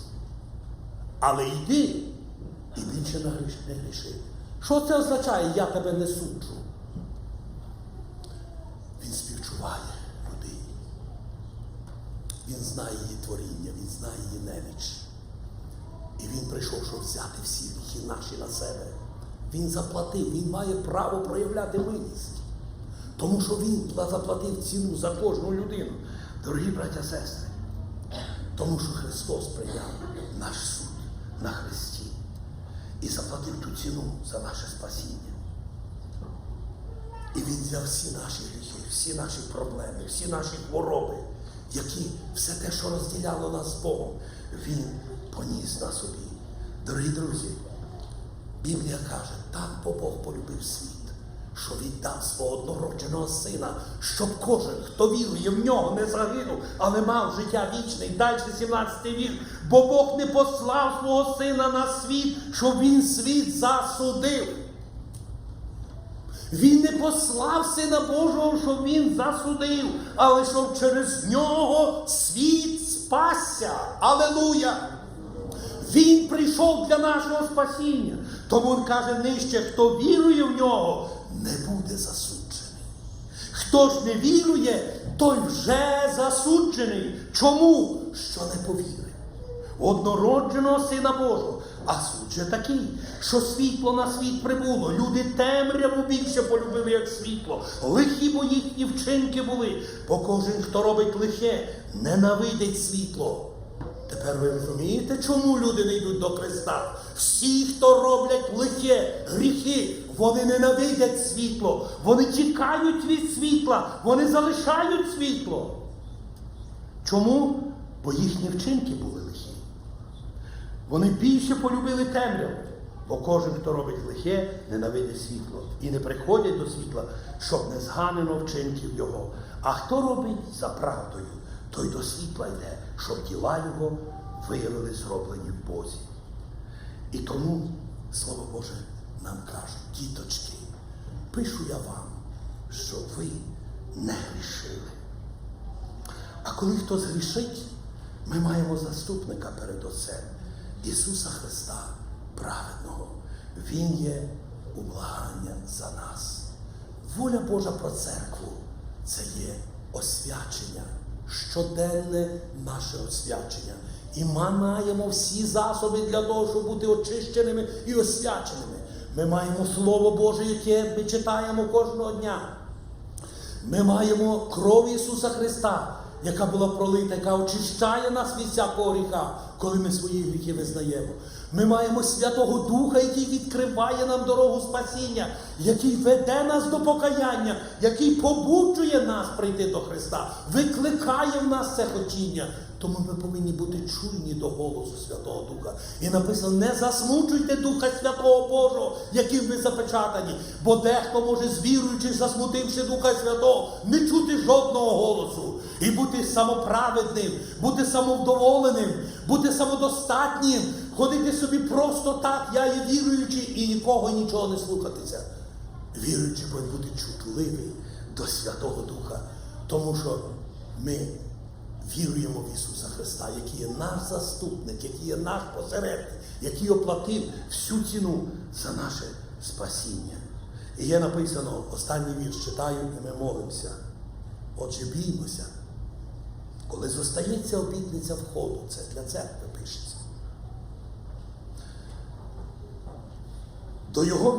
Обітниця входу до його відпочинку, щоб не виявилося, що хтось із вас опізнився. Бо Євангелія була звіщена тим, як і тим, але не принесло пожитку їм Слово Боже, бо воно не злучилося з вірою слухачів. Ісус Господь сьогодні хоче спасти тих, хто не спасений, освятити тих, хто згрішив. Господь сьогодні хоче простити всіх. Сьогодні Він заступається за кожного із нас. Якщо ти маєш які проблеми, переживання, Він є той, хто співчуває тобі. І той, який заступиться за тебе перед Отцем. І пошле своє слово для ісцілення, пошле свою милість, прощення, звільнення і дасть силу для переможного життя. Тому що воля Божа є освячення наше в Ісусі Христі. Амінь. Помолимося. Алілуя!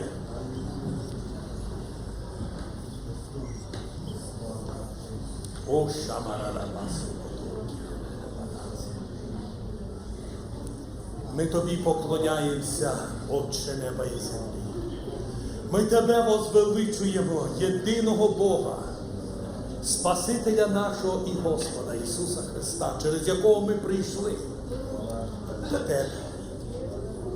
Ми так Тобі дякуємо за велике спасіння і цю велику жертву, якою Ти став за нас і гріхи наші. Ми дякуємо Тобі за Твою смерть, за Твоє воскресіння. Ми дякуємо Тобі, що Ти сьогодні є посередник між нами і Богом. Ми вдячні Тобі за Твою безмірну, безмежну любов, яку Ти вилив Святим Духом в серця тих, хто ввірував в Тебе. Ми дякуємо Тобі, що ми пережили її, ми бачимо Твої чуда, які Ти твориш в нашому житті. Ми дякуємо, що був день і час, коли Ти кожного із нас знайшов на наших гріховних дорогах. Ти спас, простив, оправдав, усиновив, помістив в своїй церкві. І Ти нам дав Боже служіння у церкві. Ми дякуємо за нашу церкву, за всіх братів, за всіх сестер. Ми дякуємо Тобі за кожного члена церкви. І ми дякуємо Тобі за Твою волю, яка є освячення наше.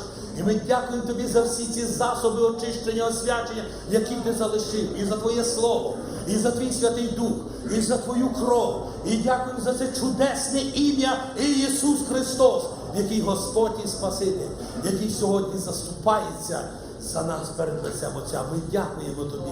Ми дякуємо Тобі за те, що Ти Духом Святим працюєш, освячуєш. Ти хочеш вживати нас, як своє знаряддя. Ми дякуємо Тобі за нашу церкву, яку Ти об'єднуєш, очищуєш, освячуєш, пробуджуєш. Боже, ми дякуємо Тобі, що ми можемо бути носіями Твого Слова, що ми можемо проголошувати Євангелію на всякому місці і закликати інших до спасіння і кликати: прийдіть до Ісуса, прийдіть до Ісуса. Ми сьогодні, Боже, молимо Тебе, коли хто є тут на цьому місці, хто ще не прийняв Тебе, хто ще не народився згори, хто ще не примирився з Тобою, Ти сьогодні відкрийся.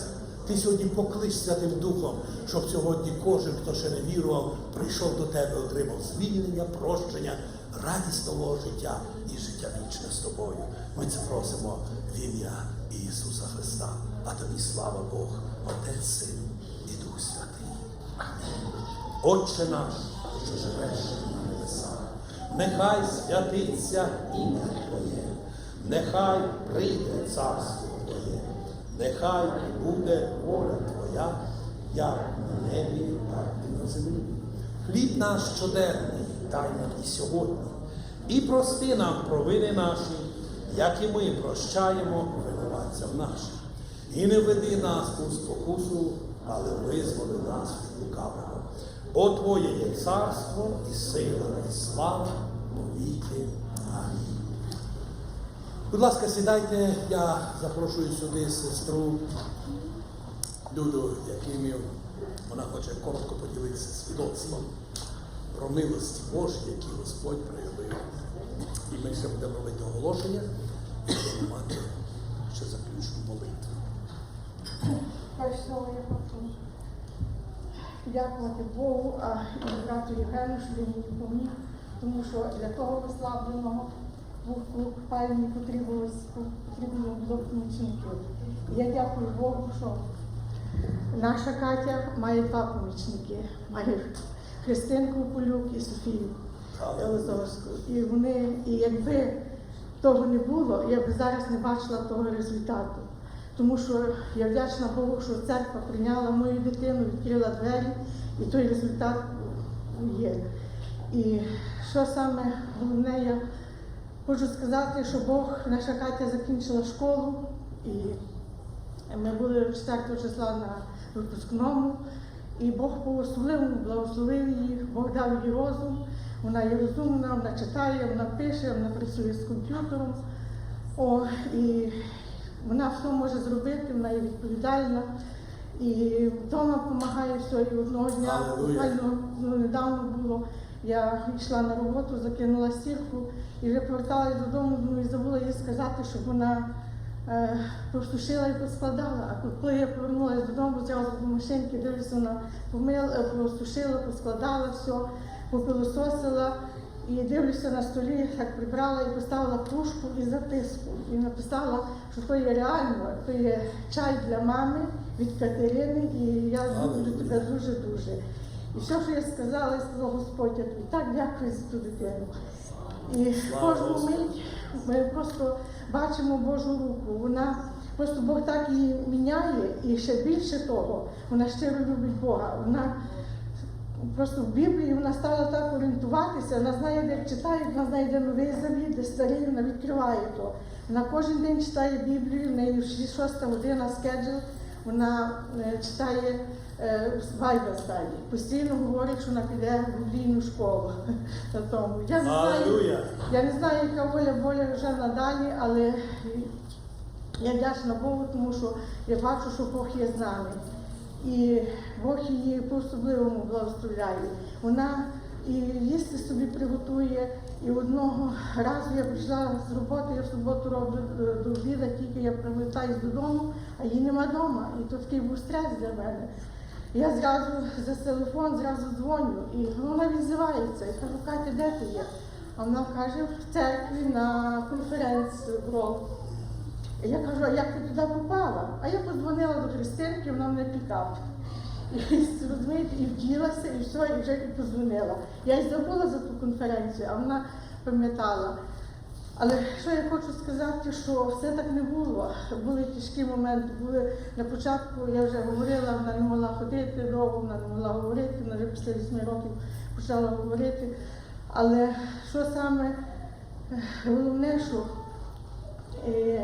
як вона пішла до школи, то для мене було дуже так, вона, по-перше, що вона не розуміла, що вона робить. Вона дуже любила щось робити, але все робила неправильно. Я не могла її на кухні лишити на хвилину. Вона брала миску пластмасову, яєчка била, молоко, цукор і зразу ставила в духовку, відключала і все горіло. Вона не розуміла. Не раз брала на сковорідку, наб'є яєчок, запалить і сяде і дивиться. І я думаю, вона не розуміє нічого. Думаю, то було таке на двір, минута, 2-3, без нагляду, все, ми вже її шукали на другій вулиці. Ми вже один раз її вже хотіли поліції дзвонити, ми могли її знайти десь, може, з годину більше. І я завжди думала, що я буду робити, як воно буде. І дуже були такі трудний момент, і то воно так зразу все не прийшло, то є, як ти казав, дорога відстані у життя, до 19 років. Але кожен раз, де ми не йшли, куди ми не ступали, ми завжди бачили Божу руку, тому що так співають пісні, бачу Бога кожен день, а ми бачили його, де тільки не повернулися. І одного разу, коли вона прийшла зі школи, вона довго не говорила. І нам вчителі вже говорили в школі, що їй треба вчити жестами, щоб вона показувала. І один раз, коли вона прийшла зі школи, показала мені, що вона дякую, їй навчили показувати дякую і добрий день. І мене так то заболіло, я дуже заплакала, я сказала, Господь, я так хочу, щоб вона говорила, я хочу, щоб вона молилася, я хочу, щоб вона славила тебе. І для мене дуже великою підтримкою були ці з Біблії, перша книга Хронік, 4 глава, 10 вірш. І кликнув Єбес до Бога Ізраїлю, говорячи: коли ти благословляєш чи благословиш мене і побільшиш границю мою, і рука твоя буде зі мною, і зробиш охорону від лиха, щоб не засмучувати мене, і Бог послав, чого він просив. І я вдячна Богу. Слава Ісусу! Воно мені помогло, багато помогло. І я то говорю для того, щоб говорити, я просто хочу, щоб воно стало підтримкою для інших.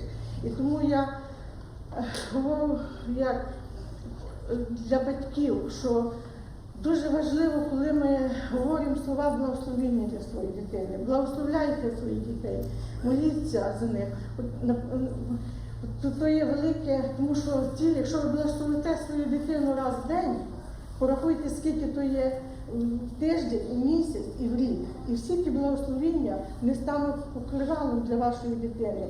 І мені дуже сподобалося, що я вже закінчую вислів однієї мами багатодітної. Було в неї 8 дітей, і коли всі діти були віруючі, і вона, коли її запитали, як тобі вдалося привести всіх дітей до Бога, і вона сказала, що я тільки молилася, а все більше робив Бог. Але коли я попала свою дитину, я промовляла, що ви обмиті кров'ю Христа. Коли я годувала, я промовляла, що я годую вас небесним хлібом. Коли я одягала їх, я говорила, що я одягаю вас одяг праведності. І коли я їх випроваджала з дому, я говорила, що я їх благословляла тим, щоб вони були благословенням для інших і щоб добрі люди їм зустрічались. Набагато говорила, там я тільки так кілька речей скажу. І я вдячна Богу, я вдячна, мені дуже теж сподобалося, коли я слухала свідчення Кушнір, і вона сказала, що у Бога случайності не буває, і Бог ніколи не ошибається. І в тому, що моя дитина народилась, є воля Божа, і то є велике благословення. Алілуя! І я вдячна Богу. І навіть теж такий видний приклад, що вона дуже стала поправлятися. Я ходила до лікарки, я радилася зі всіма, я купляю собі 16-й розмір, то 14-й, а їй 16-й вже. І вже я просто стала кликати до Господа, кажу, і прошу її, давай то не їж, то не то, будемо робити ексерсайзи, вона нічого не слухає. І я просто пішла до лікарки, а лікарка каже, то нічого не поможе. Думаю, ну все, помогла мені. І я тоді стала молитися. Прошу її, давай будемо молитися, вона не хоче, не слухає. І вона лягає спати, як лякаю на коліна, коло неї і молюся. Кажу, так говорю з людиною, кажу, Господь, ти бачиш, як вона не розуміє, вона то не поможи мені. То не то, що якийсь стан чи що, то є необхідність, вона повніє, росте, і воно не є добре. І Бог почув мене, вона за кілька тижнів, вона мала 168 паунтів. І за кілька тижнів вона попадала на 133. І я кажу, Господи, я так тобі вдячна, що ти мене чуєш, що ти бачиш, і Бог... Вона вже стала дисциплінованою. Так, вона вже стала дисциплінована. І робить ексерсайз. І робить ексерсайз. Слава Богу. Саме більше, вона навіть вже говорить... Катя, молодець. Сестра одна Дай каже Бог до мене, благословить. що Катя казала, що буде водне хрещення проходити. І кажу, ми за то не говоримо, якщо вона буде розуміти, то ми будемо говорити, але я надіюся, я не знаю, як Бог далі. Все від Господа. Так, все від Господа. Я не знаю, як Бог далі Дякуємо, поведе, сестра Люда. але дякую Богу. Хай Бог благословить. І ми маємо ще таку, ще секунду. Ми наробили сестрам вчора вареників, печення напекли, і ми хочемо, щоб ви підтримали наше служіння. Ми хочемо зробити активіті цього року для дітей і сім'ї з особливими потребами. Хай Бог благословить. Просимо. Дякую, сестра Люда. Ви почули, що це для підтримки, це те, що буде продаватися там, воно буде для підтримки тих, які в тих проблемах є, щоб ти міг вести бесіди. Будь ласка, сестра Оленка дасть інформацію зараз про табір. Слава Богу, церква. Слава йому. Це мене дуже підбадьорило, що сестра Люда говорила. І я дуже дякую вас, церква, що ви молились за мою племянницю. Вона також має Down синдром, і вона вже набагато краще, але я прошу продовжити молитися за неї. Вона ще є в лікарні, і потребує ще. Потрошки її вже відключають різні системи, але ми ще надіємося на Бога і знаємо, що Він має великі плани для цієї дівчинки і як вона впливає на докторів і просто взагалі на нас також. А об'ява на рахунок кемпу, табору. Сьогодні і зараз після служіння ми вже хочемо все зібрати і вже виїхати в табір. Я прошу всіх батьків, будь ласка, принесіть речі ваших дітей сюди біля кухні, де ви бачите, стоїть великий прицеп, і речі будуть спаковані. Обід, який ви приготували для ваших дітей, будь ласка, поможіть їм в павільйоні розложити і поїсти, і щоб вони зразу були готові їхати. І прошу батьків, не лишайте дітей, поможіть їм зібрати речі, поїсти і побачити, де вони будуть, в якій машині, щоб ви помогли нам в цьому організувати, щоб ми організовано виїхали. І запрошуємо всіх батьків приїхати на кемп в четвер. Ми будемо, це буде наш останній вечір з дітьми, але служіння ми почнемо в 3 часа дня. По розкладу воно так само краще виходить для дітей, особливо для менших дітей. Ми не хочемо пізно ввечері робити. В 3 часа дня ми почнемо служіння, то якщо вам є можливість, приїжджайте в 3, якщо пізніше, приїжджайте пізніше на вечерю чи просто біля вогню посидіти з дітьми і провести час разом. І прошу, будь ласка, церкву, моліться за весь цей табір, за всіх лідерів, за просто Боже устройство, Боже благословіння. І я знаю, що це послужить дуже корисно для наших дітей, для наших сімей. Дякую. Дякую, Станенко. Добре, друзі, ще є такі оголошення. Зразу після закінчення служіння кандидати до водного хрещення, зайдіть, будь ласка, в пасторський офіс. Я хочу мати з вами зустріч і також назначити, зробити план наших бесід з вами. Тепер сьогоднішнє вечірнє служіння буде квартальне членське зібрання, тому, будь ласка, всі члени, щоб ви були присутні, будемо обговорювати важливе питання, таке буде підніматися питання про добудову молитвеного дому, тому що піднімається це питання серед віруючих нашої церкви, ми його обговорюємо на церковній раді, ради трастів, деякі є пропозиції, тому, будь ласка, прийдіть, щоб ми разом про ці всі речі поговорили. На наступну неділю вечірнє служіння буде євангелізаційно-місіонерське. Будь ласка, пам'ятайте, що повинні приводити тих, які ще не спасенні, приводити на це зібрання.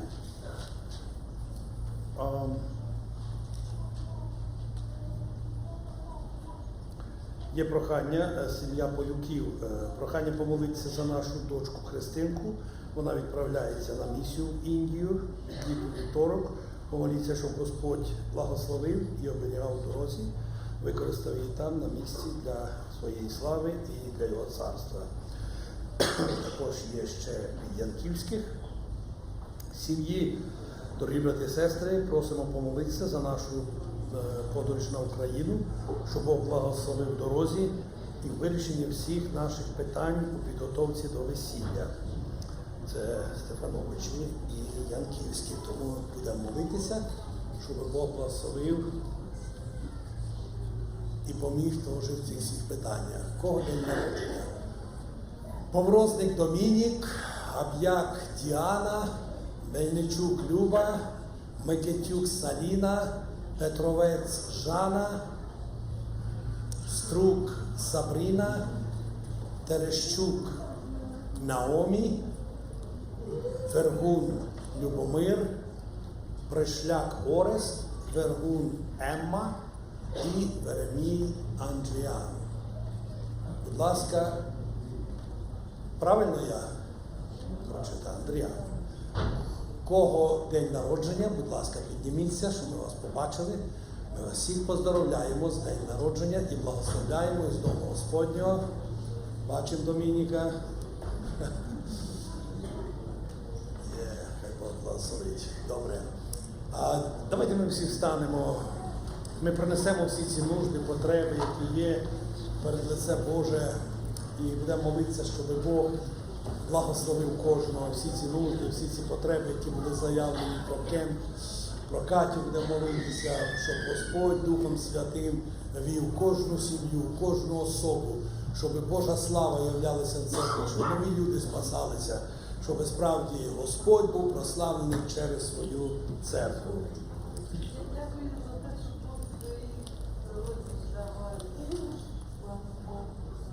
Є. До речі, нагадують мені браття, що сьогодні День батька. То поздоровляємо батьків з Днем батька. Теж помолимося, щоб батьки не унивали, а були у тій позиції, які їх поставив Бог. І були перше добрими чоловіками і добрими батьками. Щоб вони пам'ятали, що вони повинні направляти свою сім'ю до Господа і допомагати всім членам сім'ї, бути в спільності з ним. Молимося, брати і сестри. Прославляємо Тебе, Отець, в ім'я Сина Ісуса Христа, і ми так Тобі дякуємо за цей чудовий час, який ми маємо в Домі Божому. Ми дякуємо Тобі за Слово Твоє, за Дух Святий. Найбільше ми Тобі дякуємо за спасіння і спасительну жертву, якою Ти став за нас і гріхи наші. Боже, ми дякуємо Тобі, що Ти управляєш життям і долею кожної людини, кожної сім'ї. Ми дякуємо за тих, у кого день народження, і ми їх благословляємо всіх із Дому Божого, кожного персонально. Нехай Твоя милість, благодать супроводжує кожного, щоб ті, котрі ще є дітьми, хай ростуть для слави Божої, і ті, котрі є батьками, щоб вони були розумними батьками. Ми благословляємо кожну сім'ю, кожну родину, щоб домами, сім'ями і персонально кожен служили Тобі. Ми благословляємо всіх батьків, щоб вони були головами сімей, щоб вони, Господи, піклувалися про всі потреби, щоб вони мали силу від Тебе, щоб вони мали спільність з Тобою, щоб вони мали мудрість від Тебе управляти своїми домами по Слову Твоєму, щоб Ти дав і сили, і здоров'я кожному батьку, і мудрість, і благодать, і Твоє благословіння в ім'я Ісуса Христа, щоб вони могли обезпечувати свої сім'ї, Боже, і щоб Ти через них направляв кожну сім'ю для слави Твоєї до царства Твого. Ми так Тобі дякуємо, Господь, за нашу сестру Катю, Господи, яку Ти, Боже, вдосконалюєш. Ми бачимо, Ти її виводиш з цієї хвороби, ми бачимо милість Твою, чуємо свідоцтво від матері, що справді Ти Бог добрий, люблячий, милуючий, веди її надалі, керуй її долею, дай їй далі мудрість, здоров'я, сили, благословіння, що вона служила Тобі з серцем. Ми молимо також за племінницю Оленки. Господи, допоможи цій дитині. Ми пішло, Господи, покращення, але ми віримо на поміч Твою і силу Твою в ім'я Ісуса Христа. Ти, Господь, також благослови, Боже, також дітей, які відправляються на Кемп. Боже, благослови, будь охороною в дорозі, благослови всіх вчителів, всіх, хто буде робити навчання. Бережи, Святий Дух, від всяких нещасть, каліц, аварії, гріха, зла. Поможи, щоб Твоя присутня, щоб Твій ангел-хоронитель був постійно, щоб Ти благословив всіх тих, хто проводить цей табір, щоб Ти беріг дітей, щоб Ти благословив дорозі, коли будуть їхати на цей табір, щоб Ти благословив їхнє перебування, а також і повернення. Наша молитва за всіх місіонерів, які несуть Євангелію спасіння, які проповідують, Боже, і в нас у Клівленді, і за межами, і в різних країнах світу, і наша молодь, які учасниками є місіонерських проєктів, з іншими церквами поїхали. Благослови. Ми це просимо в ім'я Ісуса Христа. Ми дякуємо Тобі, що Ти відповідаєш на наші молитви. Наша молитва, Боже, також і за Христинку, яка буде відправлятися в Індію. Боже, благослови її, храни її, перелік і бережи її там від всякого зла, гріха, інфекції. Господи, Ти бережи, Боже, і дай пробудження в цій країні. Ми знаємо, що це непроста країна, складна країна, Господи, але Ти, Боже, використовуй, Боже, наших місіонерів для слави Твоїх, для спасіння нових людей, що вона виконала то призначення, чому Ти її покликав туди. Во ім'я Ісуса Христа ми це просимо. Також наша молитва за переліт на Україну наших друзів, Стефановичі, Господи, які Янківські, які будуть їхати туди, благослови, і все там устрой, Боже, Ти знаєш, Боже, і одруження, яке планується, то Ти все устрояй, благослови, щоб все було по волі Твоїй, щоб охорона, милість і захист були постійно над Твоєю церквою, Твоїм народом і над Твоїми святими. Боже, ми несемо ці нужди, які є в цій книзі записані. Боже, ми приносимо їх всіх до Тебе. Віримо, що Ти бачиш, знаєш, і Ти обов'язково допоможеш кожній душі, хто молиться, хто чекає на милість і поміч. Ми дякуємо Тобі за нашу країну, ми дякуємо за мирне небо, за благополуччя, за добробут. Ми дякуємо Тобі за нового президента, якого Ти поставив. Ми віримо, благословляємо в ім'я Ісуса. Благослови також і всю його команду, сім'ю його, бережи від всяких атак диявола і злих людей. Захисти його во ім'я Ісуса. І Твоя воля нехай звершується через його служіння у цій країні як президента. Ми це молимо в ім'я Ісуса Христа. Пішли велике пробудження в Америці. Благослови цю церкву, яка, Господи, тут Ти насадив своєю рукою, щоб прийшло велике пробудження. Ми хочемо і чекаємо цього пізнього дощу благодаті, коли сила Твого Святого Духа буде являтися, коли Ти будеш супроводжувати проповідь Євангелії силами, ознаками і чудесами. І ми це просимо в ім'я Ісуса. Об'єднуй церкву, освячуй церкву, щоб ми справді були сіллю для землі і світлом для цього світу. Благослови кожного персонально при розході, вечірнє служіння, членське також благослови. А вся слава Тобі, Бог, Отець, Син і Дух Святий. Амінь. А благодать Господа нашого Ісуса Христа і любов Бога Отця та єднання Святого Духа нехай прибуде з нами вічно. Амінь. Вітайте один одного, любов Ісуса Христа з миром Божим, вечірнє служіння.